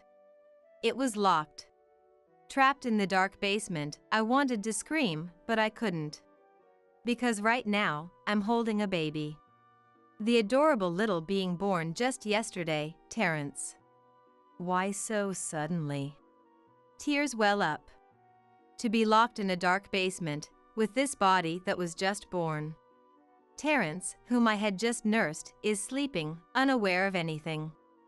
That was the only consolation. It must have been about 3 hours. When I turned on the only lamp and finished nursing again, a dark shadow appeared in the light of that lamp. Who's there? I turn around, trembling with fear. The dark shadow that suddenly appeared from the back of the basement. It was the bluebird of happiness that gave me the chance to lift me out of the depths of misery. My name is Blondie, 27 years old. I work as a veterinary nurse at an animal hospital in town. Recently married, I was living happy days. My husband's name is Sherwood. He is 2 years older than me. He is a serious and gentle person. He's so kind that he thinks of others and acts accordingly. I even had a sense of respect for him. It's like a dream that I got to date Sherwood, got proposed to, and even made it to marriage. But somewhere in my heart, there was always a dark feeling taking root. The reason is none other than my unfortunate childhood. My parents, Sean and Alana, are small-town doctors. They raised my older brother Calvin and me to become doctors. They had always been obsessed with the status of being a doctor and wouldn't allow any other path. When I was in elementary school, my artwork depicting a groomer for the theme of future dreams was torn up as soon as I brought it home. I can't believe you draw anything other than a doctor. A groomer. You've got to be kidding me. My mother, Alana, cursed my dream and threw it away like trash. Behind me, crying, my father Sean was sneering. I knew girls were no good. Becoming a doctor is impossible for Blondie. Well, we have Calvin. I'm counting on you, Calvin. Yeah. My clever brother never defied our parents. We were raised as the favored brother and the oppressed sister since long ago. The fact that our distorted family somehow managed to maintain balance was undoubtedly thanks to my brother's hard work. He was always on my side. Blondie, pursue the path you love. Leave Sean and Alana to me. But then, you'll... It's okay. I don't mind becoming a doctor that much. Blondie, your dream now is to become a veterinary nurse, right? Yeah. Becoming a vet seems difficult. He never laughed at my dream, even though I wasn't as good at studying as he was. My kind brother was my sole emotional support and a breakwater against our parents. I loved my brother dearly. But that summer of his sophomore year in high school, he he died in a traffic accident. It was an unbelievably painful, heart-wrenching farewell. And with the balance of the family he had been protecting now shattered, our parents started treating me even more like a nuisance. What on earth, such a useless daughter remains in this house? Oh, how unfortunate we are. Why did it have to be Calvin? If only you had disappeared instead. The moment I heard those words, I heard the sound of my life crumbling at my feet. No, it had been a parent-child relationship built on sand, already on the verge of collapse. Still, I gritted my teeth and made it through middle and high school. And after graduating high school, I chose to attend a university where I could study veterinary nursing. Of course, my parents, who wanted me to go to medical school, were furious. You ungrateful brat. Don't ever set foot in this house again. I was disowned and driven out of the house. Fortunately, as an honors student, I was exempt from tuition fees, so I didn't have to give up on going to college. I paid for my living expenses with part-time jobs while pursuing the path I loved. It was busy but fulfilling days. Little by little, a sense of self-affirmation started welling up from within. My life was just beginning from here. During that time, at a part-time job introduced by my seminar professor, I met my now husband, Sherwood. We fell in love, started dating, and decided to get married. That's when I contacted my parents for the first time since being disowned. I thought I should at least inform them if I was getting married, but that was a mistake. Marriage? The other person is a doctor, of course, right? No, he's just a regular company employee. But you know, he's a company employee. Didn't I say I won't accept anyone other than a doctor? You're really hopeless, Blondie. Don't contact me about such things anymore. Sean interrupted my words and berated me. And then, Alana, who took over, also let out an exasperated voice. You really keep disappointing us. How disheartening. The two of them wouldn't listen to me at all. Contacting them after so long only made me feel more miserable. With such experiences, our wedding turned out to be a small one. Actually, Sherwood's father, Eleanor, is the president of a large corporation, and Sherwood also works at a subsidiary as the next president. Originally, they would have wanted to hold a grand wedding with many guests. But they prioritized my circumstances. A small wedding held in Hawaii. Welcomed into a warm family, I secretly cried while hiding my face with a veil. That was the first time I learned that tears can flow even when you're happy. 2 years into our marriage, our peaceful life continued. Around the time we were thinking of getting a new house, I finally became pregnant. When it was revealed to be a boy at the checkup, I was filled with a different kind of happiness than ever before. But at the same time, should I tell my parents about the pregnancy? I had another problem to worry about regarding my parents. It will be their only grandchild. But, well, let's cherish Blondie's feelings. It may sound strange, but even after all they did, I still had a feeling of wanting to rely on my parents. If it's a grandchild, maybe they'll be happy too. With such faint hopes, I made the call after 2 years. Hello, Alana? It's me, Blondie. You know, I couldn't quite understand their reaction when I reported the pregnancy. But as soon as I told them it was a boy, it must be Calvin's reincarnation. Alana's tone changed, and Sean, who excitedly took over the phone, spoke in a bright voice for the first time in a while. Well done, Blondie. A boy, how joyous. Yeah. For some reason, even though they were happy, a chilling sensation enveloped me. I had a bad feeling. And then, Sean's next words shocked me like never before. When that child is born, hand him over to us. We'll raise him to be a fine doctor. What? At first, I didn't understand what he was saying. But as my parents on the other end of the receiver clamored about Calvin's reincarnation and successor, even I turned pale at the thought that this was definitely abnormal. I had a vague feeling, but as I thought, my parents are crazy. Overwhelmed by a feeling akin to horror, I couldn't bear it and hung up the phone in the middle of the conversation. Then, the answering machine kept receiving calls and messages over and over again. Moreover, they even barged into our apartment and demanded, "Hand over our grandchild." Even Sherwood and I couldn't take it anymore and decided to consult his parents. I felt bad about worrying my in-laws, but the grandchild was also precious to them. After hearing the story, they thought about it with care. Right now is a crucial time for Blondie. It might be better for her to stay somewhere else. As a result of the discussion, it was decided that we would be isolated in a villa area as per Eleanor's suggestion. Sherwood arranged with the company to work remotely, and my mother-in-law, Kitty, would take care of household chores and my personal needs. I was deeply grateful to my in-laws for making all the perfect arrangements. Really, for everything. I'm sorry, Kitty. Don't apologize, Blondie. You haven't done anything wrong. Kitty is a very kind person who has been worried about my parent-child relationship since the beginning of our marriage.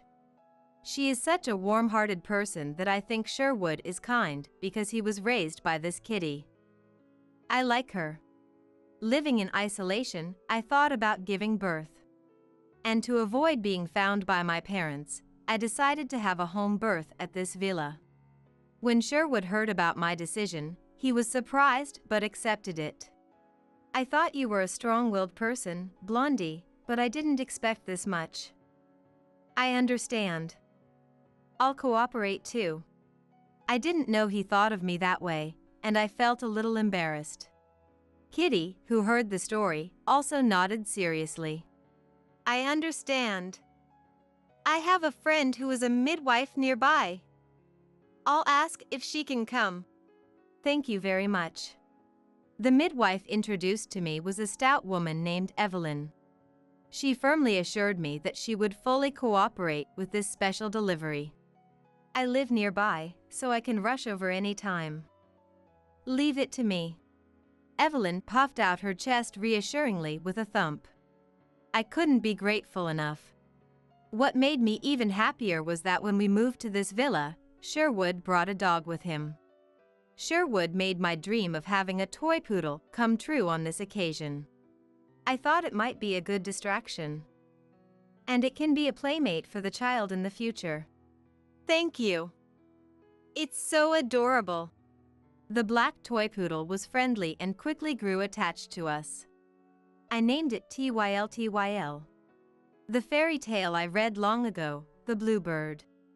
I loved the mysterious adventure group searching for happiness, so I borrowed a name from one of the characters. The bluebird that brings happiness. I wish it would appear for me someday. And so, in the unpopular villa, I started preparing for childbirth. To ensure a safe delivery, I made sure to eat well and exercise moderately. The checkups went smoothly, and without any major issues, the baby in my belly grew day by day. The natural environment and stress-free life must be good, Evelyn said. Coordination with the hospital in case of emergency was also prepared, with Evelyn at the center. And finally, labor began. The pain and suffering were so intense that I felt like I was going to faint. Around dawn, I safely gave birth to a baby boy. Evelyn brought the newborn baby close to my chest and showed me his face. My very cute baby. Warm and fresh. It was smooth for a first birth. An easy delivery, above all. Evelyn smiled happily. Sherwood, who was present, cried his heart out, and Kitty, who had been waiting, shed tears and comforted me. The baby's name had been decided in advance through discussions with Sherwood. We named him Terrence. Everyone, thank you so much. No matter how much I express my gratitude, it wouldn't be enough. As Terrence slept beside me, I felt a happiness I had never experienced before and fell into a deep sleep. But it happened in the middle of the night. Still sleeping lightly after giving birth, I was awakened by the sound of someone rushing over. Sherwood and Kitty, who had been in another room, came in with panicked expressions. This is bad, Blondie. It seems your parents found out where we are. What? How? I don't know. But they'll definitely be here soon too. You need to hide for now. Sherwood and Kitty pull me out, still unable to move my body as I want. They took me, holding a squirming Terrence, to the basement connected to the hallway. This is a soundproof room for playing musical instruments. Sorry it's dark since the light bulb isn't on right now, but wait here. The room is about 12.8 square meters in size. It must have been hastily prepared. A makeshift bed, a light bulb lamp, water, and food are placed inside.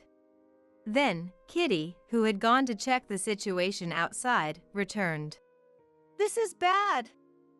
They're almost here. Indeed, the sound of a car stopping could be heard from outside. My parents had arrived. No. They'll take him away. My child. It's all right. That happened. Sherwood hugs me as I panic, and then I'm lowered into the basement. Stay here. You hear me? Sherwood has an unusually stern look on his face. Startled by his expression, which also looks frightening, I let go of his hand, and the door is shut and locked. Why so suddenly, like this? I never thought I'd have to hide in a basement like this right after giving birth.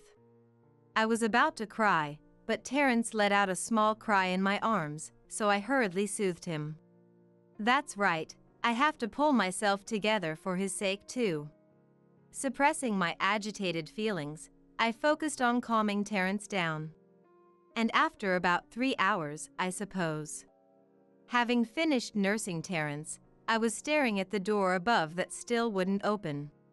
There, in the light from the lamp, a dark shadow suddenly appeared. Who's there? I turn around in surprise. From behind, a dark shadow slowly approached. It was Tyl. Woof. The toy poodle Tyl wags its tail as it approaches me. I was startled by the sudden appearance of my pet. How did you? Where on earth did you come from? For 3 hours, it had been quiet here. Where did it suddenly appear from? As if to answer that mystery, Tyl shows me the path it came from with its nose. Amazingly, there was a small door in the back. Hidden in the shadows, I couldn't notice it with just the unreliable light from the lamp. Apparently, there are 2 entrances here. Opening it, there are more stairs, and going up leads to the backyard. Holding Terrence, I enter the villa from outside in my bare feet. Just before entering the living room, I hear the grating voices of my parents screaming. Bring out our grandchild now. We're saying we'll raise him. That child is Calvin's reincarnation. He was born to become a doctor. My parents' claims haven't changed at all. While soothing Terrence, who's about to cry, I peek into the living room. Sherwood and Kitty were standing up to them. I can't believe you even hired a detective to track this place down. Have you ever thought about Blondie's happiness? Happiness? Someone who brings shame to her parents doesn't deserve that. More importantly, our grandchild. You don't understand anything. That child is my and Blondie's precious baby. He wasn't born as a reincarnation or to become a doctor. He was born to be loved by us. Sherwood says firmly in a dignified voice. He, who is usually gentle, was looking at my parents with an unusually stern expression. I had no idea he had such a strong side to him. But he's our grandchild. He's our grandchild too. This is our villa. Please leave. Kitty is also taking my side. With her back straight, in a resolute manner just like Sherwood. I'm sure they've been having this kind of exchange the whole time. I gulp down my saliva. I have to end this now. Because I'm a mother now. I take a step forward. Get out. Blondie! Sherwood and Kitty are surprised by my sudden appearance. I feel bad for them, who were trying to protect me. But this is something I have to bring to a close. I'm the one who should deliver the final words to these people. You're the ones who disowned me. I thought I had already cut ties with you. We don't need a useless daughter. Just hand over that grandchild. It would be far better if we raised him. That's right. Calvin, you've come back to us. How adorable. The cruel and arrogant Sean. Alana, who sees nothing but Calvin. I brush away Alana's reaching hand and say in a trembling voice, I always wanted to be loved by you. I thought maybe one day you would love me. But I glare at the two of them. Having this child made me realize I don't need you anymore. Terence woke up at my loud voice. I entrusted the crying Terence to Sherwood and Kitty, and revealed the anger I had never directed at my parents before. Get out. If you don't leave, I'm calling the police. Police? How dare you talk to your parents like that? Sean raises one hand. I instinctively close my eyes, bracing for the impact, but Sherwood stands in front of me and stops his arm. Even if you're Sean, I won't allow that. Ugh. Sherwood's body is a size larger than Sean's. The difference in physique made even Sean flinch. I quickly pull out my phone and show them the phone app screen displaying 911. I'm serious. Now get out. Otherwise, I really will call the police. I was trembling slightly. I stand firm so they don't notice. Faced with my determination, my parents finally seem to be overwhelmed. They turn around and try to leave the living room. They seem to be shouting something at the entrance, but I couldn't make it out. Because I collapsed on the spot from the relief and release of tension. Blondie! Are you okay? I'm fine. Sherwood immediately supports me. Having just given birth, opposing my parents seemed to have drained a considerable amount of energy. But for some reason, my heart feels clear now. I was finally able to express my true feelings to my parents. As I naturally smile, feeling refreshed, Sherwood gently smiles back at me. Then, TYL snuggles up and licks my cheek. I'm glad you came. Thank you, TYL. I don't know if TYL, who answers with a bark, understands or not. But it was because I was led by TYL that I was able to leave the basement and face my parents. The defiance against my parents that I couldn't do before. This little one who gave me that opportunity might be my bluebird. Feeling reassured, I fell asleep right there in Sherwood's arms. The next day, when I explained the situation to Evelyn, who came to the house again, she showed a very indignant expression. My goodness. That happened? From now on, I'll stay over and accompany Blondie. If they come again, I'll chase them away. Thank you, Evelyn. Evelyn is as reliable as ever. But I can't believe they would do that to their own child. Right, Kitty? Huh? Yes. Kitty, spoken to by Evelyn, hung her head for a moment. Kitty has been a little gloomy since last night. I'm filled with a feeling of guilt, thinking she must be tired from dealing with my parents. As for Sherwood, He was busy during the day with birth registration and preparing our new home. And to prevent my parents from finding out about the new home currently being prepared, we also decided to apply for restrictions on viewing Social Security information. This may take some time, but we'll do everything we can. Surrounded by strong allies like him, I also resolved to become stronger myself. That night, the day I was able to rebel, my heart was reborn. I will never let Terrence be taken away. And half a month later, finally, the time for confrontation came again. While taking a walk in the garden, my parents suddenly appeared, having hidden somewhere. They try to forcibly take my Terrence, who I'm holding in my arms. Hand him over, Blondie. We'll raise this child. Stop it. They arrogantly claim they'll make him a doctor, that he's Calvin's reincarnation, unchanged from before. Sherwood and Evelyn immediately rush over. Don't lay a hand on Blondie and Terrence.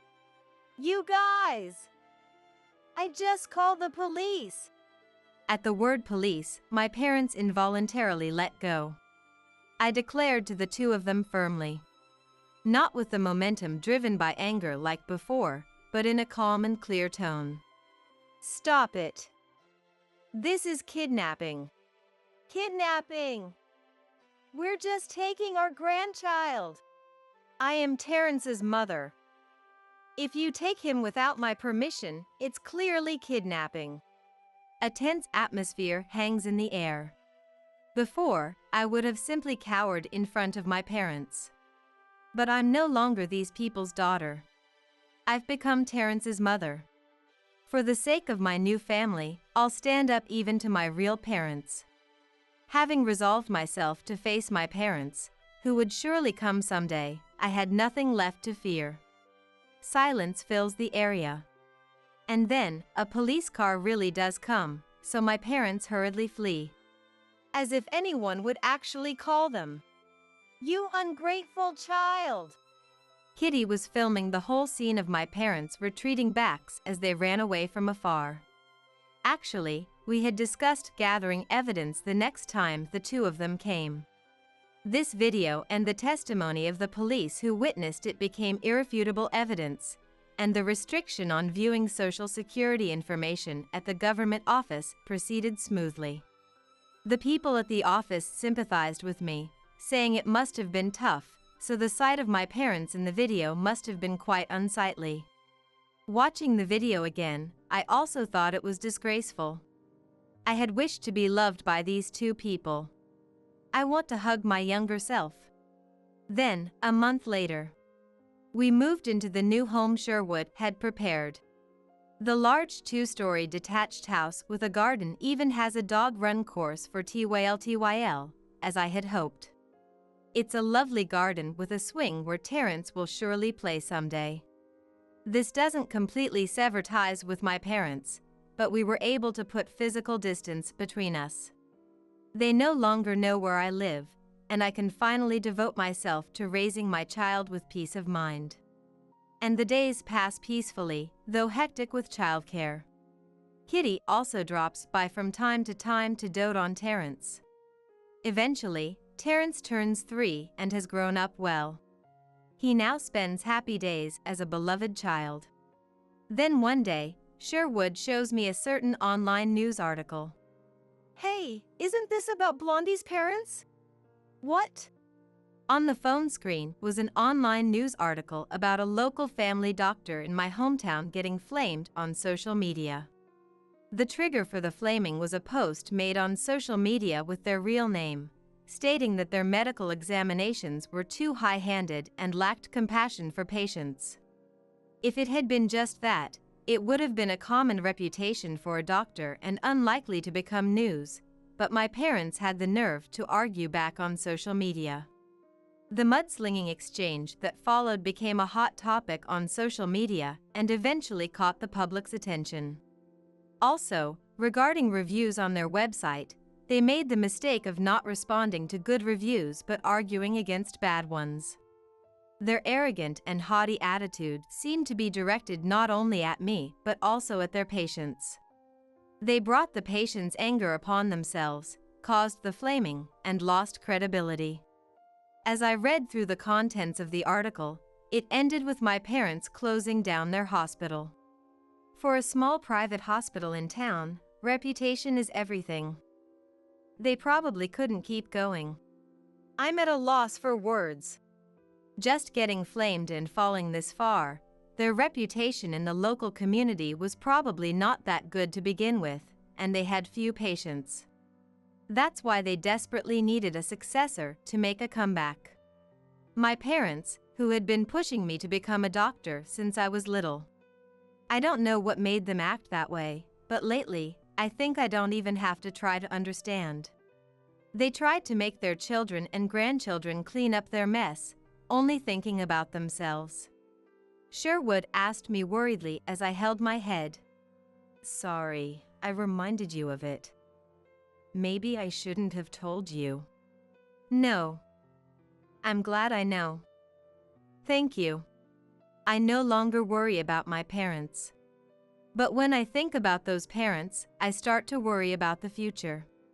Predicting what might happen in the future with those two, I decide to have a talk with Sherwood. And a few months later, as expected, my parents barged into the company where Sherwood works. Even though they don't know our new address, they knew Sherwood's workplace since we told them when we got married. It was my fault for still clinging to my parents back then, but they seem to have targeted this place. However, my parents can't even meet me. We had anticipated that they might barge in and discussed various things beforehand. Even if they barge in, Terrence and I must never go outside. Give them a chance to talk, just once. Deal with it in the president's office. And later, I heard there was an exchange like this. So you came after all, Sean and Alana. What? Well, of course. Blondie already severed ties with you as parents. Then, you're strangers to me too. He had also become stronger after this incident. As the next president, he confronted my parents and asked them why they came here today. As expected, it was money. The private hospital was driven to bankruptcy, and my parents had no connections to any hospitals that would hire them. The lack of connections was probably due to their personalities. Still, they thought they could just open a new practice in a different location. They came to borrow startup funds from the company where Sherwood works. The term shameless might exist just for these people. $100,000. No, even $50,000 will do. We'll pay back the borrowed money properly. That's right. This is a connection too. We'll give up on Terrence, so please.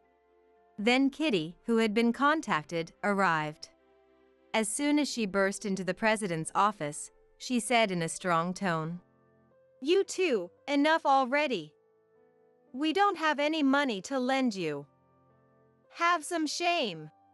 A fierce backlash from Kitty, who seems gentle. To the two who were stunned, Kitty showed her last trump card. I have many acquaintances in the medical field. Many of them are in respectable positions. What? Kitty names a few acquaintances she claims are friends.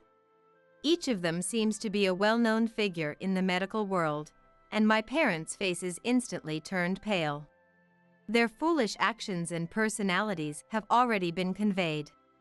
Arrangements have been made to put pressure on them so they can't open a new private hospital. How do you have that kind of authority? If you interfere with my son and DIL's happiness, we'll thoroughly interfere with you too. She was like a fierce god, Sherwood said. My parents are driven out by Kitty's glare. At the company, they were immediately added to the suspicious persons list and can no longer even enter the building. Also, the acquaintances in the medical world that Kitty mentioned seem to be no bluff. In fact, according to information from Kitty, my parents still haven't been able to open a practice. But why is Kitty going so far to help us? The reason behind Kitty's actions, putting everything she has into protecting us. Sherwood told me about it. Kitty had also cut ties with her parents, just like me. Hearing about it, Kitty's past was even more devastating and difficult than mine. Until she met Eleanor and got married, she had given up on her own happiness. Hearing that, I remembered an exchange between Evelyn and Kitty 3 years ago. But I can't believe it. To do that to their own child. Right, Kitty? Yeah, unbelievable. Kitty's tired expression at that time. That fatigue was because she was recalling her own past. Kitty now works as an accountant.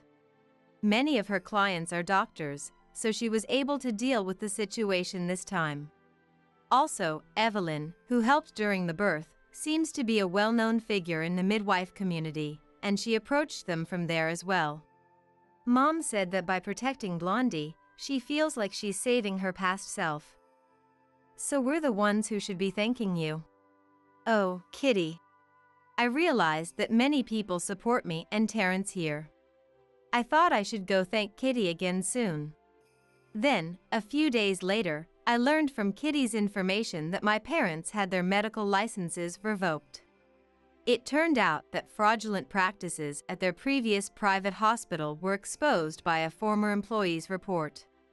The contents, which could be considered borderline criminal, such as fraudulent billing and violations of the Pharmaceutical Affairs Law, resulted in the harsh punishment of license revocation, not just suspension of practice.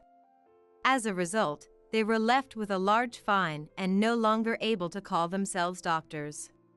It's a miserable end for my parents, but it can't be helped. They were too selfish. And it's no longer any of my business.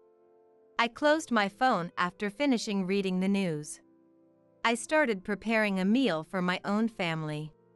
As if in reaction to my unfortunate childhood, my future was overflowing with happiness. Because things had been so bad until now, I get easily moved to tears even by little things. So much that Terrence says, Blondie is a crybaby. Even Terrence, who says that, is already in 6th grade. He's grown up so much. Today is a classroom observation day. I'm standing next to Sherwood at the back of the classroom. We were listening to everyone read their essays aloud. Next is Terrence's turn. My family, Terrence from class 6 to 2. My family is Dad, Mom, and our dog TYL. Terrence's essay was an inoffensive one, mixing a child's honest feelings and public stance. But I listen intently to each and every sentence, as if savoring them. By the time he finishes reading, I can no longer hold back my tears. Terrence is probably going to be exasperated with me again, thinking I'm a crybaby. Sherwood hugs my shoulder as I wipe my tears. Terrence looks back at us from his seat and laughs as if to say, I knew it. My happiness is right here. I deeply savor the happy moments brought to me by our beloved dog TYL, the bluebird child. I got pregnant. Don't come back home. What? Was I not clear? I'm having a baby with Johnny. No way. Pearl, it's your fault.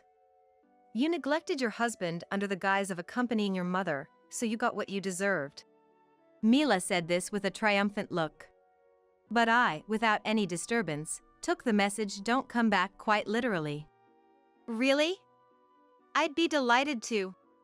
Johnny and Mila were dumbstruck by my unexpected reaction. Pearl.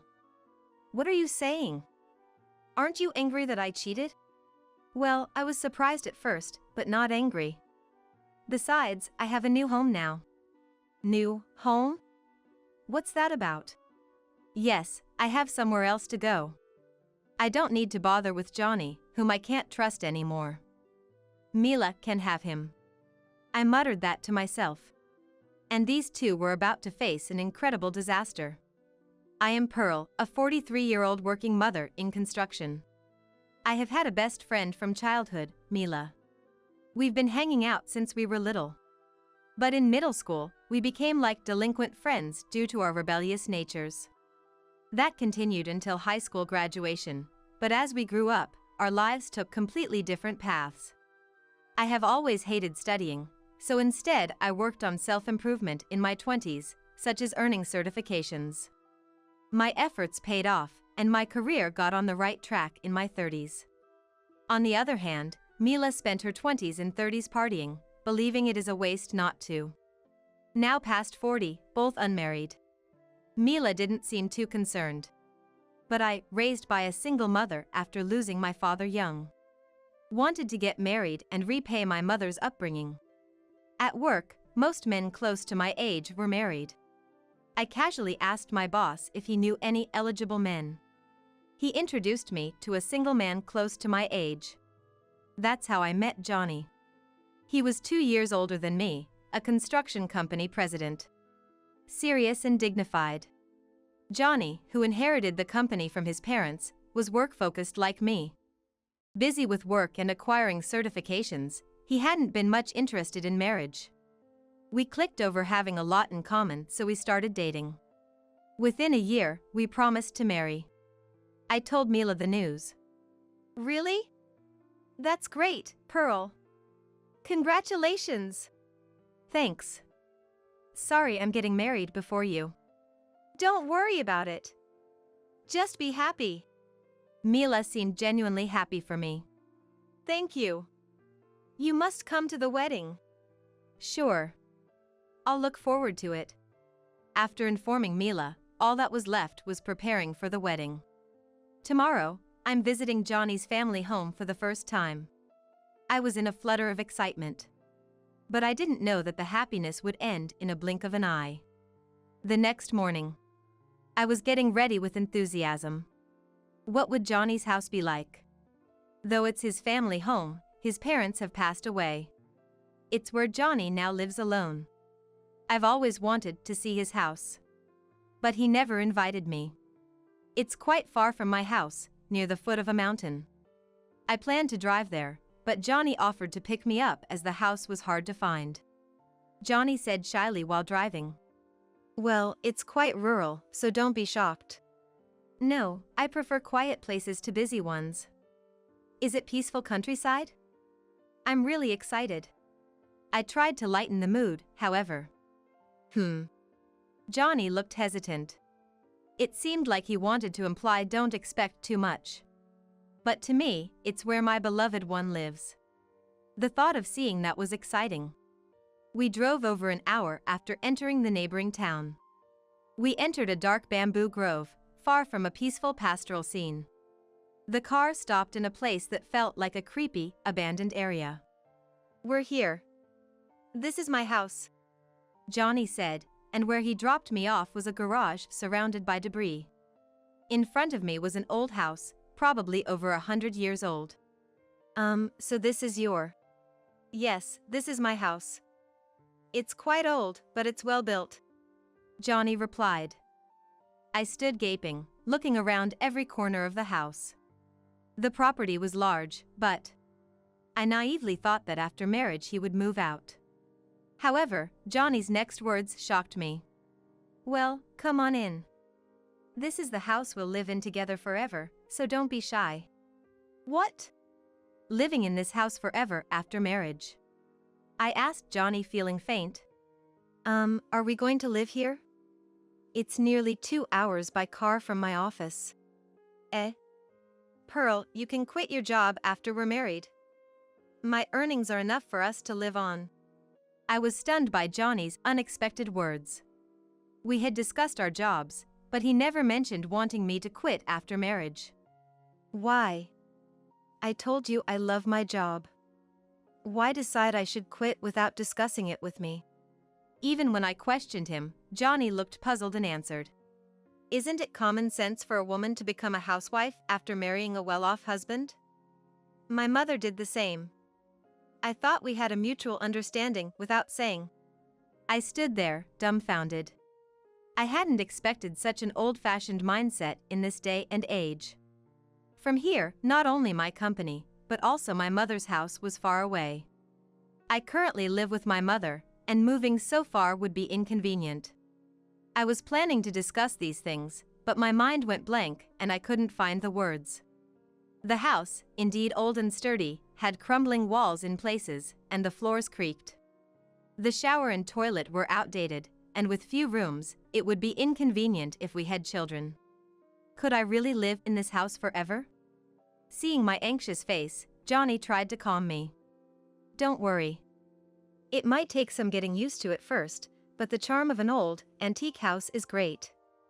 You'll find it comfortable soon. No, that's not the issue. I wanted to say, but couldn't. For now, I decided not to say anything and asked him to take me home before it gets too late. You should stay over, it's far. Johnny casually said, but I was not in the mood to stay. That night, I lay in bed early and thought. Right, we might start in Johnny's family home, but we can move eventually. I've been working all this time and have some savings. Surely Johnny can afford to build a new home. I decided to discuss this with him next time. On my next day off, I talked to Johnny about moving into a new house. But he didn't seem keen on the idea. Why? It's a waste to move when we already have a house. Johnny said, already set on living in his own home. Am I being selfish for caring about convenience to my workplace and family home? I felt a rising irritation. Yet, I didn't dislike Johnny, and we got married as planned. The wedding was grand, befitting a construction company owner. Mila attended, of course. Flashy and youthful-looking Mila stood out, attracting male attention. Even Johnny the groom. That beautiful woman is Pearl's friend? He asked. I felt a twinge of jealousy, despite being the bride. The wedding ended without a hitch, and our married life began. Johnny lived leisurely in his familiar home. I resigned from my job and became a housewife, but felt somewhat uneasy. So, I hatched a plan. Then one day, I received a call from the hospital where my mother was a patient. She had suddenly fallen ill and was hospitalized. I rushed to the hospital and entered the room where my mother is in. Mom, are you okay? Pearl, sorry for worrying you.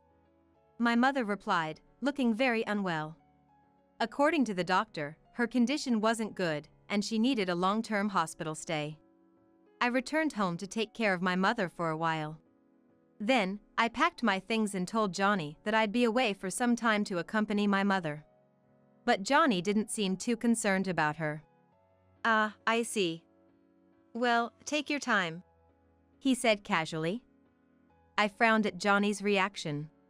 It sounded as if I was going out for fun, despite me saying I was attending to my seriously ill mother. Yet, Johnny looked displeased at my expression. Huh? What's with that face? Did I say something wrong? No, it's nothing, I replied. Come to think of it, Johnny was raised in a wealthy environment. Expecting him to understand was perhaps too much. So, I left without saying more and went back to the hospital. 3 months have almost passed since my mother was hospitalized. Her condition remains the same, requiring my constant attendance. But what bothers me is Johnny hasn't visited even once. Is he still holding a grudge because I frowned at his words? If so, that's rather childish. Lying in her bed, my mother looked at me worriedly. Pearl, is Johnny all right? Don't worry about me, why don't you go back home? It's okay, Mom. I do go home occasionally. I reassured her, not wanting to worry her further, but truthfully, I felt anxious. For the first month, I did check on the house. But Johnny was always in a bad mood and hardly spoke to me. I would just finish the housework and return to the hospital. Gradually, I started feeling like Johnny was managing on his own, and I wasn't needed. Alone at night, as my mother slept, I wondered. Is this how things should be? Months passed with me lost in these thoughts, when I received a call. It was Mila. Hello? Pearl, it's been a while. Just thought of you and called. Mila, really long time. How have you been? Her voice uplifted my spirits. But something in Mila's reply seemed hesitant. Yeah. I'm fine. Oh, okay. I felt the conversation turn awkward, beginning to feel unsure of what to talk about next. Then, Mila broached a new topic. Hey, when are you coming back home next? What? I hadn't told Mila I was staying away to be with my mother.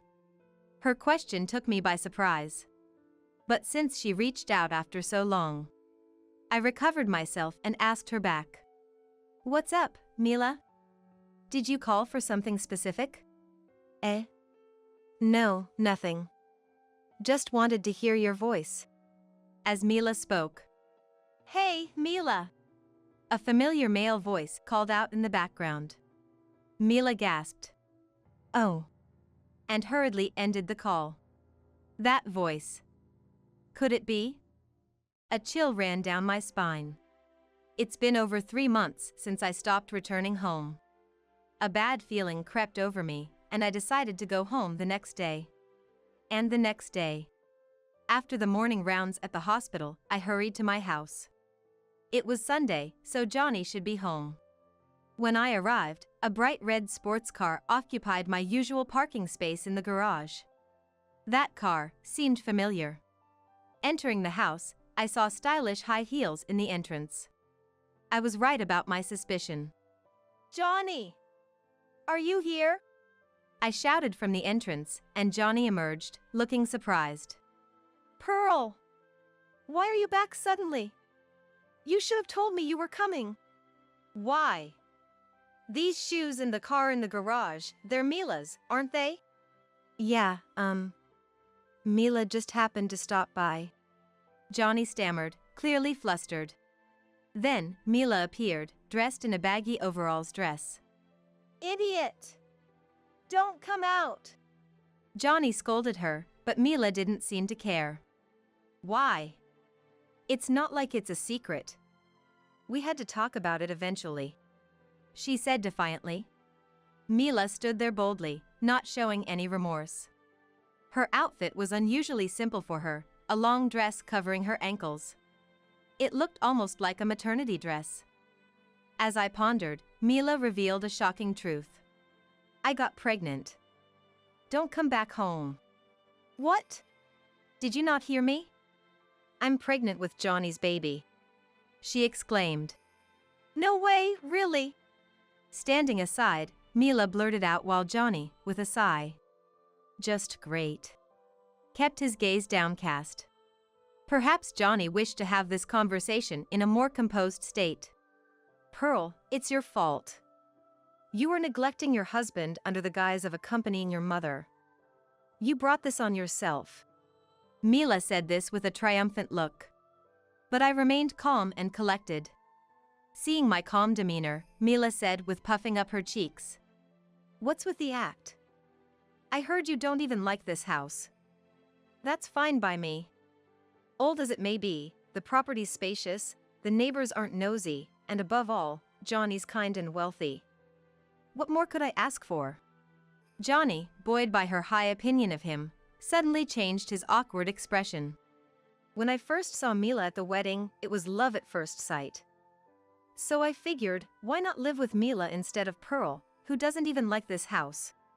That's right, Johnny called me after finding my contact in the guest list saying Pearl isn't coming back, so please, come over. I was unsure at first, but how could I say no when he needed me so much? I see. I responded indifferently to Mila's smug love story. Just playing cool, aren't you? You must be so upset.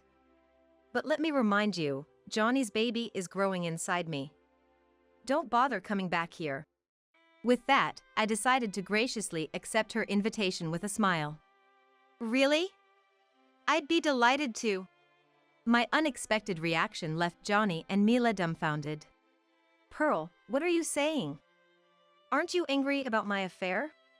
Well, I was surprised at first, but not angry. Besides, I have a new home now. A new home? What are you talking about? Johnny looked utterly bewildered, so I gave him further explanation. You see, I've been house hunting since we got married. This house was fine initially, but it's not practical for children. There are no schools nearby. Mila looked startled by my words. She hadn't considered schooling for her unborn child. Why didn't you discuss this with me? Because you didn't want to move from here. So, I took it upon myself to find something. But that's no longer your concern. What do you mean? Johnny can be so oblivious. He had an affair and even got her pregnant. There's no way we'd be moving together now. I mean, you should stay here with Mila and your baby. You're well off, so just enroll your child in a distant school and drive them back and forth. As I spoke, Johnny nodded. Right. In agreement. Mila, wide-eyed, finally addressed me. Pearl, you're oddly compliant. How can you so easily accept Johnny and me? No, I've just lost faith in Johnny, who never once visited my seriously ill mother in the hospital. I've decided to live with her in the new house. We've arranged for home nursing care. Are you really not angry about the affair? You won't demand compensation later? Johnny is always so self-centered. The epitome of a coddled upbringing. Don't worry. I'm not that petty. I replied with a slight smile. I knew they would face their own karma eventually. And so, Johnny and I divorced. I moved into the new house with my mother. It's barrier-free designed, so she can recover comfortably. It's also close to the hospital, which gives me peace of mind. As for Johnny, he began his married life with Mila in that house. Mila's belly was getting bigger, but there was no hospital nearby. So, for checkups, Johnny apparently had to drive for over an hour to take her. Even then, they might have been able to have a happy married life. After a while, I got a call from Johnny. Hey! Why do we have to leave our house? I thought the day had finally come. Did your uncle visit? Yeah, he did. Did you know and hide it from me? Johnny's uncle is his father's brother. Huh? You should have known. That our house is owned by your uncle. Oh. It seemed Johnny had forgotten that and continued living in that house. I learned this when I visited Johnny's relatives before our marriage. When Johnny's father, the eldest son, was dying, he entrusted the ownership of the family home to his younger brother, the uncle. It seems they thought Johnny was too unreliable to inherit it, even though he was the successor. In other words, Johnny was living there with his uncle's permission. I totally forgot about that. But yesterday, my uncle suddenly came and said, I believe I told my wife that I was selling this land. Why did you keep such an important thing a secret? Hearing this, I think your uncle is quite the actor. I couldn't help but to laugh inwardly. I had told the uncle everything up to our divorce. He was furious and promised to give Johnny a hard time. I'm sorry. I was about to tell you about selling the house, but then you got Mila pregnant. I thought it would be best to leave the rest to you too. But it's okay. You have enough money to move anywhere, right? Yeah, about that. Johnny's voice suddenly turned gloomy. I knew what he was going to say, but pretended not to know. What happened? I got demoted from being the president. My uncle said I was too unreliable and the employees wouldn't follow me.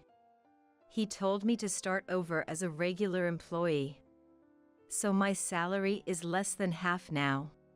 Oh, really? I responded nonchalantly, but I already knew all this from Johnny's uncle. Mila is angry. She wanted to remodel and expand the house into a spacious mansion on the land we lived in. After hearing about moving and the salary cut, she hasn't spoken to me since last night. What should I do? Johnny sounded almost tearful. Mila was indeed after Johnny for his money. Well, that's not my problem anymore. You should figure it out yourself. What? No, wait! Johnny tried to stop me, but I didn't care and hung up. The next moment, Mila called. I didn't want to answer, knowing what it was about, but she would probably keep calling if I ignored her. So I reluctantly answered. Mila's voice was furious. Hey! What are you going to do about this? It's all your fault, Pearl. I thought I had married a rich man. Mila spat out the words I expected. Well, it's not so bad. Johnny is a kind husband to you. And it's not like he is unemployed. That's not good enough. You knew, didn't you? That we had to move out. And you kept quiet. That's so unfair. What if I had told you earlier? If the ideal life for you became impossible, you would have left. That would be sad for the baby. Mila had no comeback to that. Whatever life you lead, you're going to have a family now.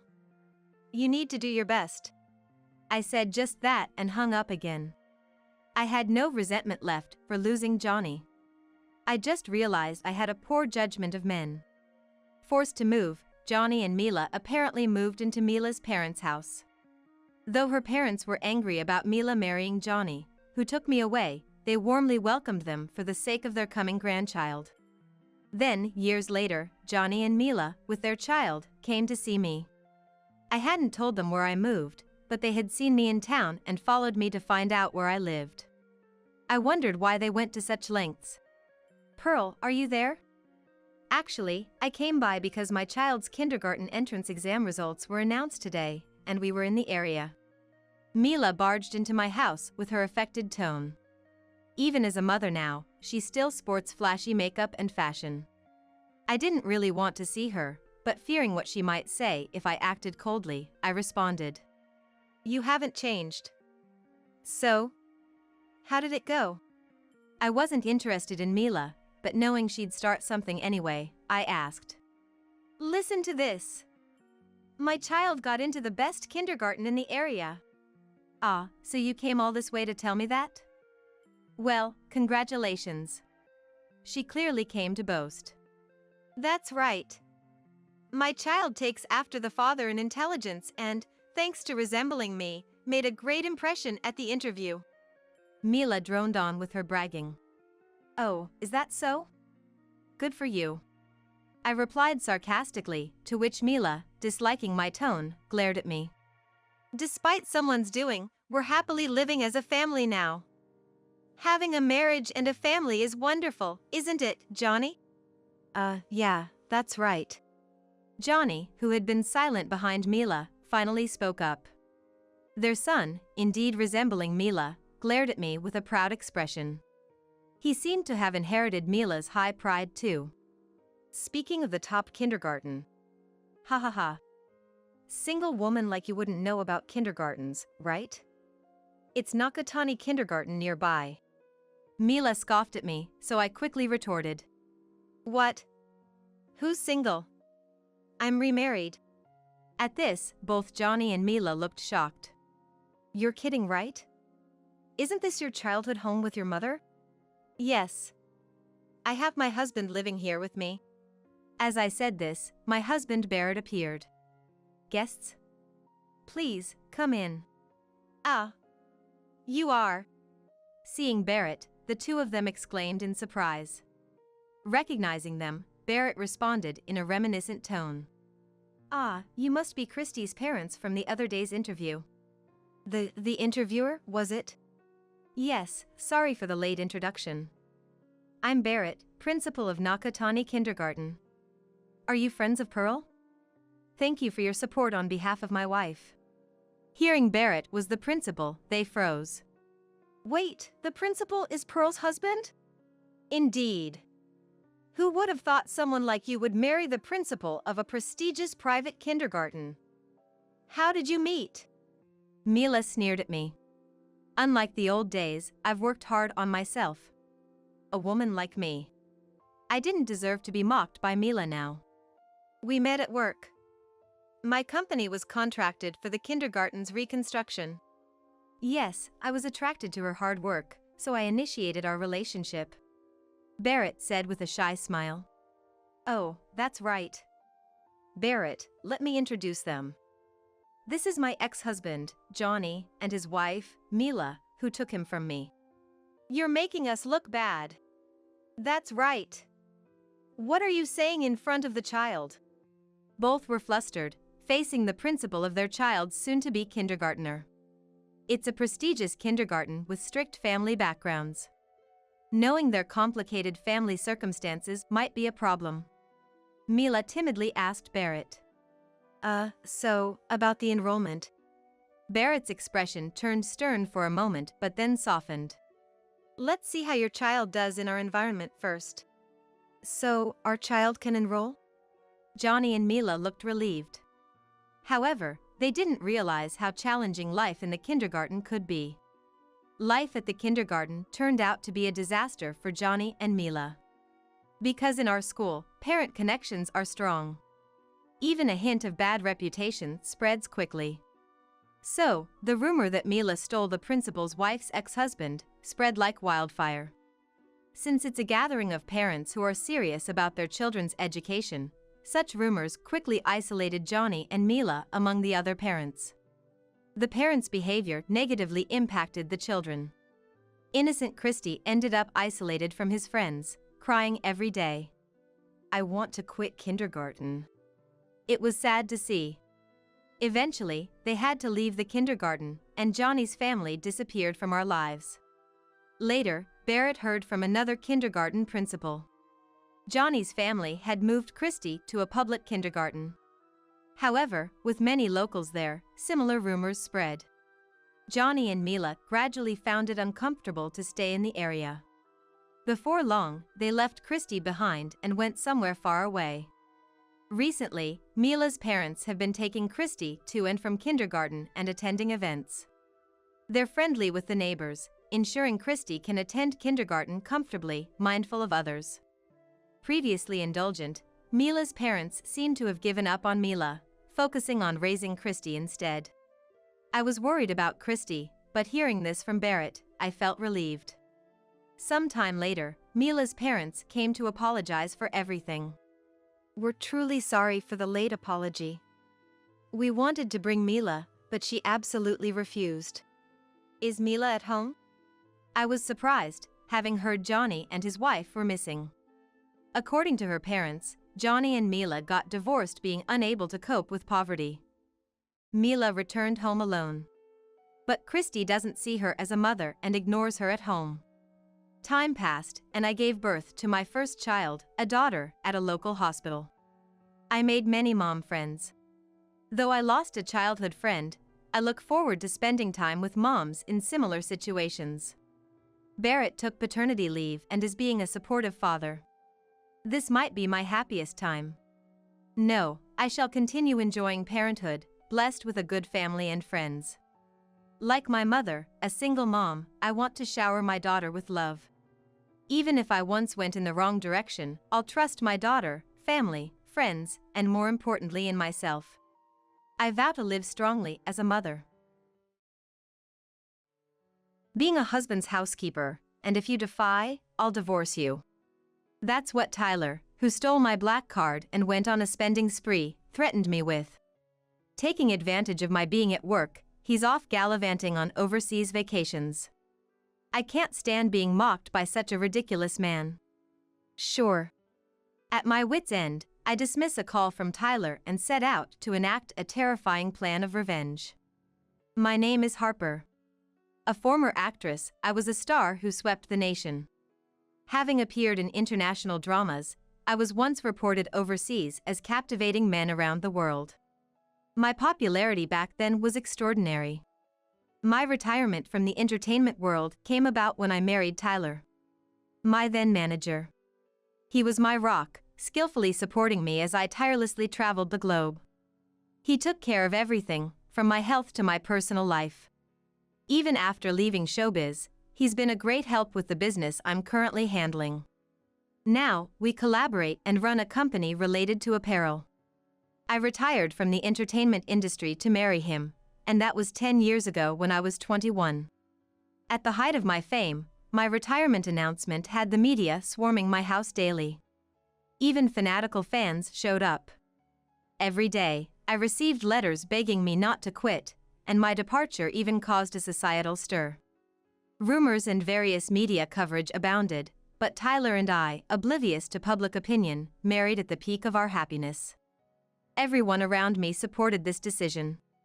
Just before retiring, I launched my own apparel brand, and now Tyler works there as an employee. I've entrusted him with the finances, while I, as a president, market our models. Though our life seems perfect, it's been far from it lately. Tyler's been acting strange. He comes home exhausted, sighing heavily, and gazes at me with an indescribable look. What's wrong, Tyler? You've been down lately. Trouble at work? I've always understood that he tends to internalize things. That's why, during our time together, I often try to gauge his mood. It seems he struggles to voice his worries and complaints on his own, always waiting for me to intuitively act. Sure, there are times when this feels bothersome, but I've never really resented it. After all, he has dealt with more troublesome things because of me. Gratitude, I suppose, has always outweighed any annoyance. I'm tired of always being the sidekick, always following your orders. His words, so unlike the expected work-related complaints, shook me. What's this all of a sudden? You've never mentioned this before. He often deliberately spoke in a way that hurt me. He starts saying these things when his work gets busy. Since he's always so firm at work, I guess he doesn't have a place to vent. I remember venting to him numerous times when I was an actress. So, I understand how he feels. But still, being confronted with such unexpected words, my voice trembled with disturbance. I've been holding back. You are busy, and I'm the one being taken care of, if you think about it. He earns decently, but after all, he's just an employee at my company. I'm the higher earner. I never thought income mattered in our marriage, so his words were a shock to me. Even when you come home, it's all about work. You hardly pay any attention to me. When we go shopping together, you buy whatever you want without a second thought. How do you think I feel watching that? I'm actually quite patient. Why can't you be more considerate? He, pouting like a spoiled child, looked at me with dissatisfaction. Honestly, his words irritated me. Our household mostly runs on my income. I told him he could do whatever he wanted with his salary. It's my way of thanking him for all the trouble he's gone through for me. There were times when we were poor, and he supported and provided for me. I thought I was repaying him for all his sacrifices, even until the day I retired, by letting him use his time as he pleased. It's heartbreaking to hear such ungrateful words from him. The clothes and accessories I buy during our shopping trips are from money I saved. If anything, I'm the one who's been holding back. These thoughts flash through my mind, and anger starts to build within me. Harper, you're just too free.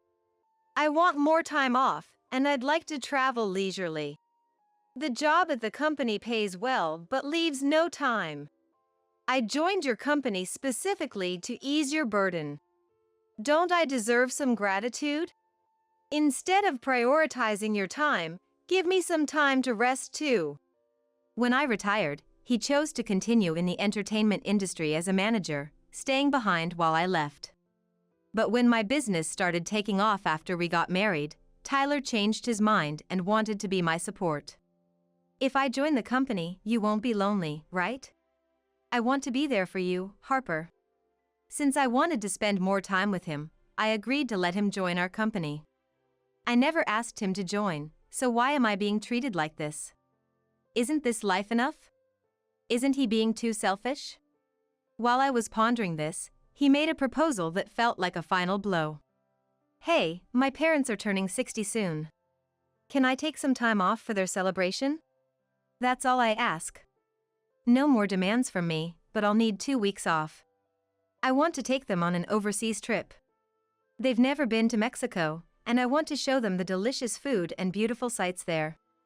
I was taken aback by his unexpected request and felt a sense of discomfort. A 2-week vacation could be easily taken by using paid leave. Our company is known for its easy vacation policies. There's no reason for such a confrontational approach unless something else is going on. Despite this, the fact that he would come to me directly with such a hostile attitude for negotiation struck me as odd. I thought so, but it was just a hunch. There was nothing concrete to prove this uneasy feeling. While suppressing my irritation, I calmly responded. That's fine, but I can't join you this year. There's an important fashion show for our models and the Paris collection needs preparation. Can you ask if next year works? I'll adjust my schedule then. As his wife, I can't miss my parents-in-law's 60th birthday celebration. But this year, our company has 2 major events, and I can't afford the time to travel. I suggested postponing, but he refused with a smile. That's fine. I'll just go with my family. I want to spend some time with them. As the accountant, my absence won't disrupt the work too much. His reference to family pained me, as if implying I'm an obstacle. So, how about it? I deserve some free time too, right? He has always been someone who speaks without malice, often impulsively. His honesty and straightforwardness are some of his good traits, but sometimes he speaks too hastily. No one is perfect, and I chose him as my partner, flaws included, but this way of speaking is just too much. Even if he doesn't intend it, why do I have to be spoken to like this? Doesn't he care about me at all? Harper? Are you listening to me? Despite this, I've always received great care from my parents-in-law. I can't often visit their house due to work, but when I do, they treat me like their own daughter, always praising my work. I'm so happy to have such a proud daughter. Samantha, my mother-in-law, expressed joy since I married, and Cody, my father-in-law, also celebrated our marriage with happiness. It's their birthday celebration, after all. I understand his desire to celebrate it this year. But how can I respond positively after being spoken to in such a manner? It's no problem. Take 1 or 2 weeks, whatever you prefer. Unable to bear his harsh words, I let my anger show. This must have been the turning point for Tyler. He stood up, irritated, and left the living room without a word. We have separate bedrooms due to our work schedules. From that day until his departure for the trip, we didn't see each other at all. Is that really true? Isn't Tyler being too harsh? Mia, my secretary, noticed something was off on the day Tyler left for his trip and pressed me for details. Mia is truly a talented individual and has been a support since I started running the company. As women, we often share the same opinions, and I trust her perhaps even more than Tyler. She's adept at sensing my moods and quick to assist when I'm down or about to make a mistake. I dote on Mia like family. She looks up to me like a sister, and I often consult with her. Her candid advice is always helpful. And now, noticing my unusual demeanor, she expressed her concern. I hesitated at first to tell her everything, but if I continued working like this, it could affect my performance.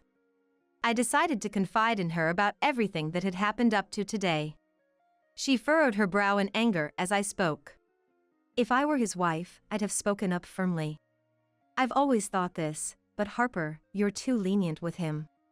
I understand you love him, but you shouldn't let yourself be taken for granted. Her straightforward reasoning felt like a blow to my heart. In a world where everyone hesitates to speak their mind to me, Shay's the only one who treats me as an equal. This refreshing and comforting feeling is precious to me. As one's position rises, people tend to become more humble and reserved. Having someone like her who confronts me head-on is truly invaluable. You're right. What should I do? Can't you call Tyler? Maybe try talking to him after work today? There's no need to be considerate about disturbing his trip. If this continues, it could lead to a divorce crisis. Do you understand? Her sisterly advice left me with no response but to agree. Since work ended early that day, following her suggestion, I decided to call him immediately. He was in Mexico. The time difference wasn't significant, and he should be resting in his room after dinner. I had texted him earlier to let him know I needed to talk, so he should be expecting the call. Expecting no issues, I called, but he didn't answer. Maybe he's still enjoying his time with everyone? I'll try calling again later. I tried calling every 30 minutes, but still no answer. Worried, I contacted Samantha to inquire about Tyler's well-being. Hello, Harper. Sorry we went on this trip just with our family. Cody and I told Tyler we'd prefer if you were with us, but he insisted. Samantha used to be strict and education-focused, as Tyler once told me. But now, she's kind and always concerned about my busy life, offering comforting words. No, I'm sorry I couldn't make it this year due to our company's busy schedule. Next year, I'll make time for a proper celebration. Oh, don't worry about it. Just the fact that you're giving us such a wonderful trip is more than enough. Samantha's kind words with a smile made me feel uneasy. A trip is a gift? Hearing a word that was unfamiliar to me, I asked Samantha to clarify. She seemed surprised by my question and explained the situation with a tone of shock. Oh, isn't that right? I heard from him that this trip was fully funded by you since you couldn't join the trip. Wait, what? I screamed out loud, completely unaware of this story. Samantha must have realized from my reaction that I knew nothing about it. She hurriedly continued her explanation, seemingly puzzled. Isn't this trip arranged by you? He paid for everything using your credit card, so I thought it was a gift from you. The trip included Samantha and Cody, of course, as well as my sister-in-law, Luna, and her husband, Tommy, 5 people in total. Even a conservative estimate for flight costs alone would be around $300 per person. With other expenses included, the total would easily surpass $1,500. Using such a significant amount of money without consultation was completely out of line. Especially since I've been managing our living expenses. He doesn't gamble, his salary should be entirely at his disposal. He should have more than enough income to cover such costs himself. Yet here we are. With him not answering my calls, my emotions were filling with anger. Samantha, sensing my distress, spoke with concern.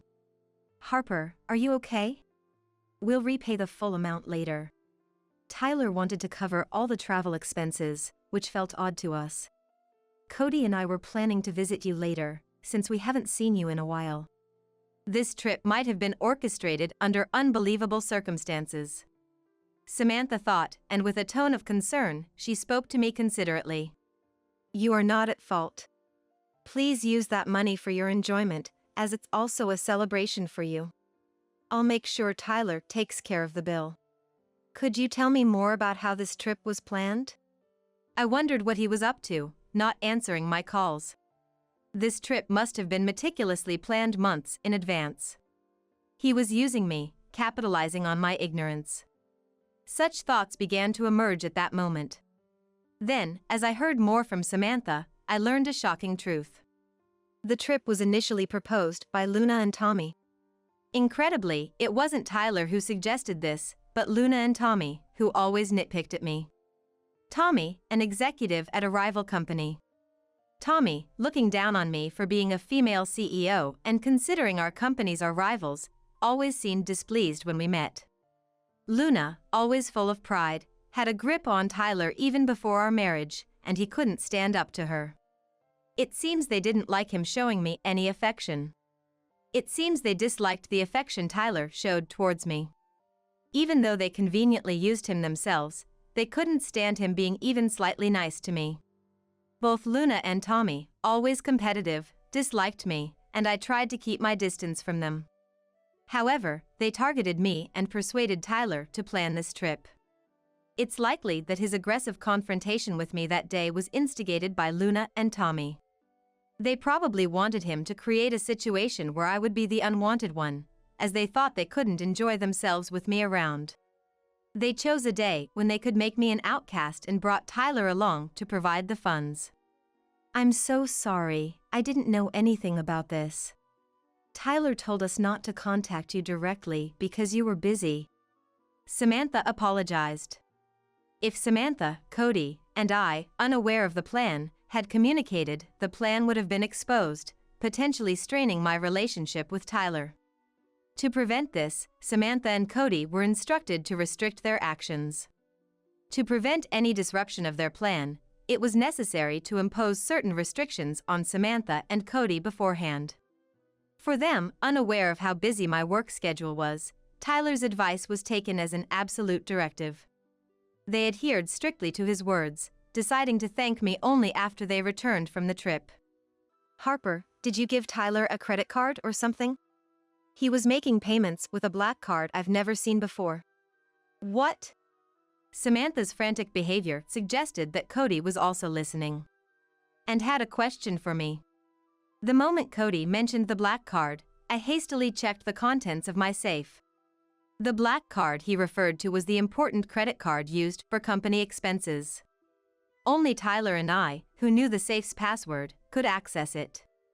I had trusted him enough not to suspect him of stealing, but the credit card that should have been in the safe was missing, revealing that he had been secretly embezzling company funds.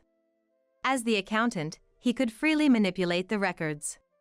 He had exploited his position, misusing company funds for personal gain. Realizing this fact, my anger reached its peak, and I shared the story with Samantha and Cody. Both of them were shocked to learn this astonishing fact. They must have been dumbfounded. Falling silent as if they had lost their words, Samantha seemed to be panicking in a flustered manner. What should we do? Are we complicit in this embezzlement? We'll return to the US immediately with Tyler. Even though we didn't know, we're still complicit. We'll accept our punishment when we get back. Cody's words, full of responsibility, made me deny their need for punishment. It wasn't Samantha and Cody's fault. They were completely unaware of the scheme orchestrated by Luna, Tommy, and Tyler. Punishing them was out of the question for me.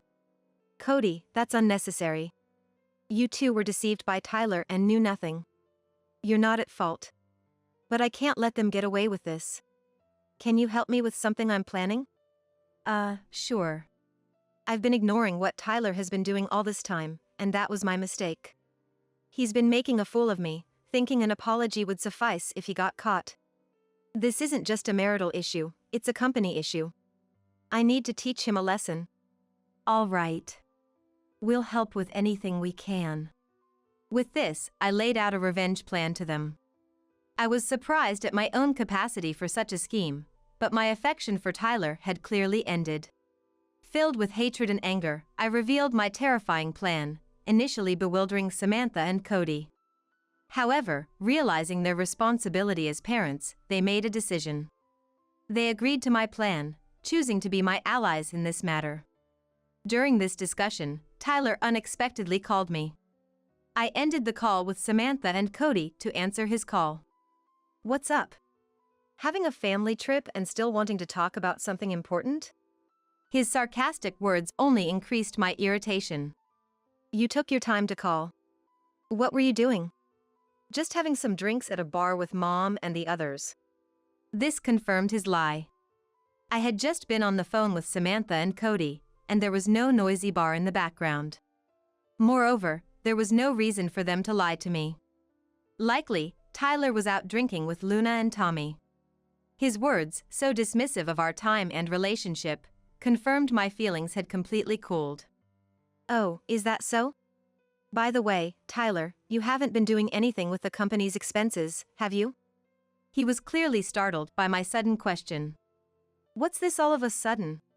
His tone, usually light and cheerful, turned serious, unlike anything I had heard from him before. Was this his true nature?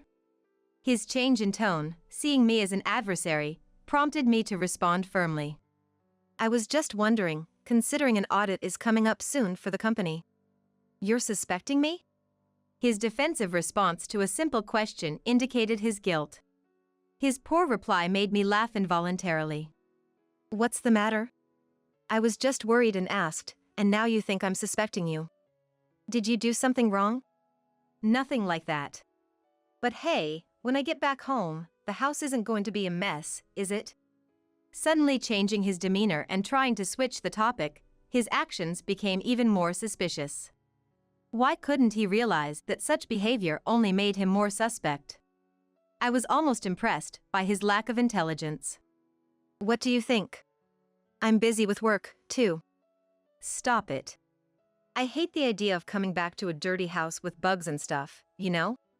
A wife is her husband's housekeeper, and if you defy, I'll divorce you. Even the executive director often threatens his wife with that.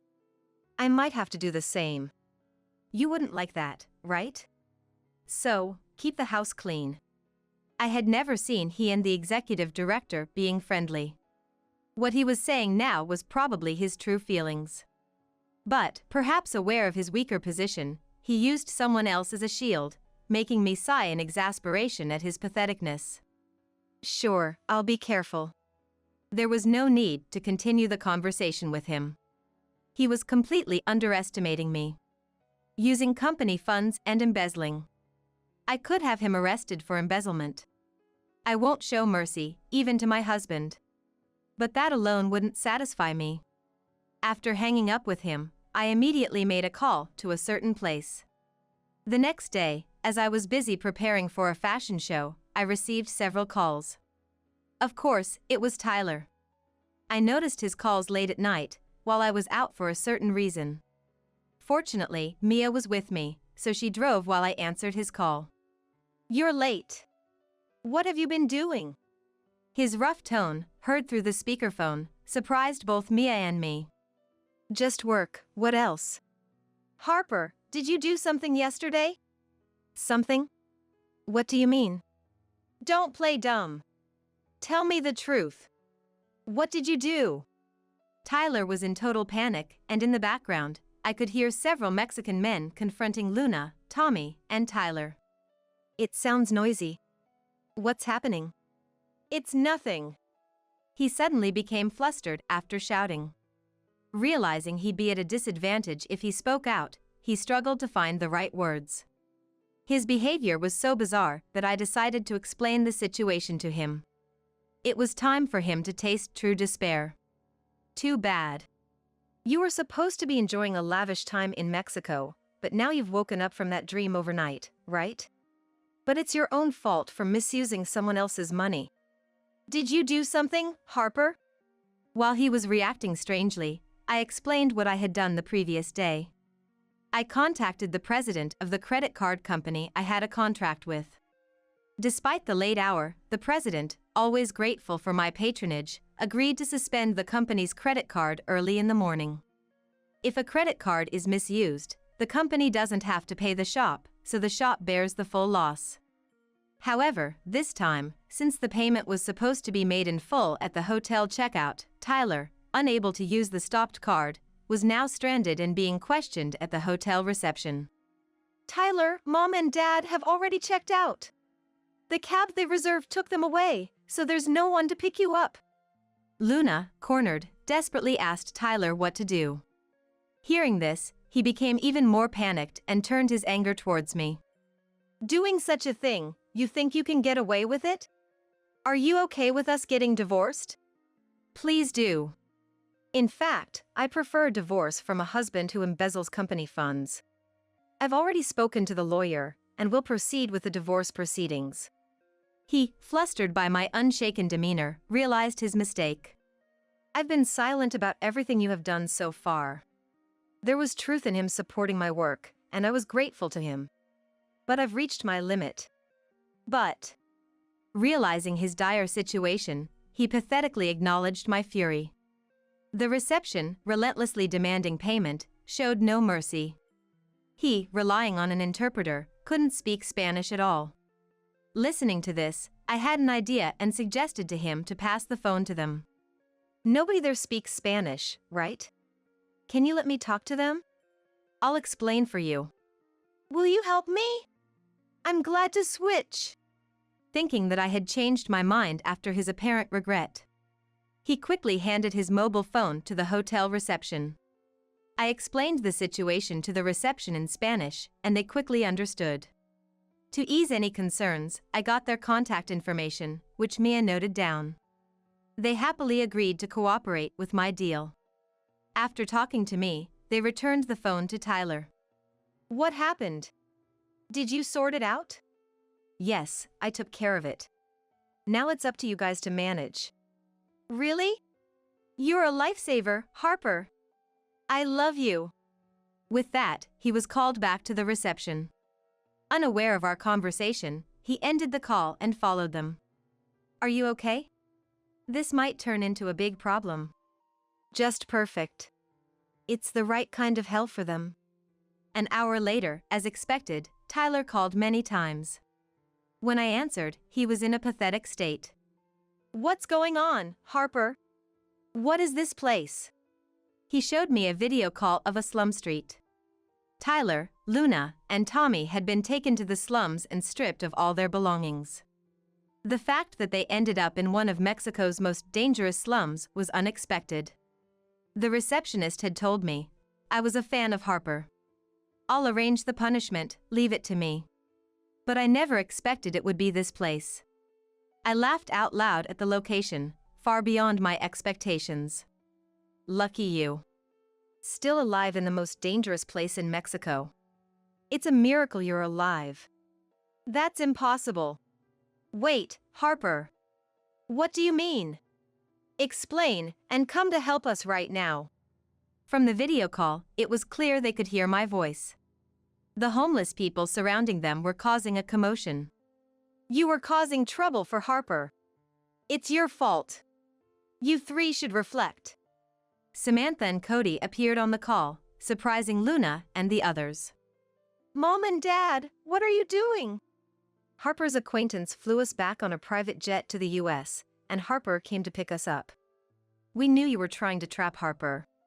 We asked her to do whatever she wanted. At that moment, the homeless people behind them started questioning Luna, Tyler, and Tommy. The slum residents were merciless, even to women, if they seemed to have anything valuable. As they argued on the video call in the dangerous streets, it was natural they'd become prey. I spoke to the locals in the background, smiling. These men have been misusing my credit card and have been terrible to me every night. Do whatever you like with them. I want them to see hell. They agreed, saying, leave it to us.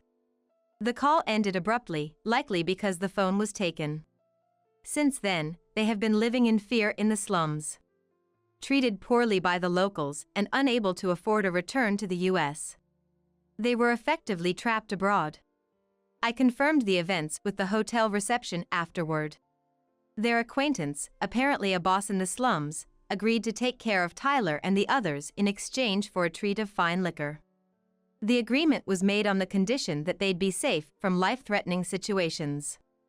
In return, I agreed to sing at their hotel, the only song I released during my active years. The song you released is still my treasure. Your thanks can be in the form of a song, so come stay at our hotel. I'll tell the manager to give you the best service. With this, I successfully took my revenge on Tyler and the others. Since then, I've managed to divorce Tyler with the help of the men from the hotel. I feel relieved and am spending enjoyable times with Samantha and Cody. Luna and Tommy were fired for their unauthorized absence from work. Without their phones, they couldn't contact anyone. Samantha and Cody explained the situation well, so it didn't become a police matter, and no one else cared about them. Thus, my ties with Tyler were completely severed. Since then, I've been focusing on my work and enjoying life. Occasionally, I call the hotel reception to check on Tyler and the others, who are still living in a hellish environment. I feel no pity for them, despite the severity of their punishment. I only asked to spare their lives and now enjoy my own life to the fullest.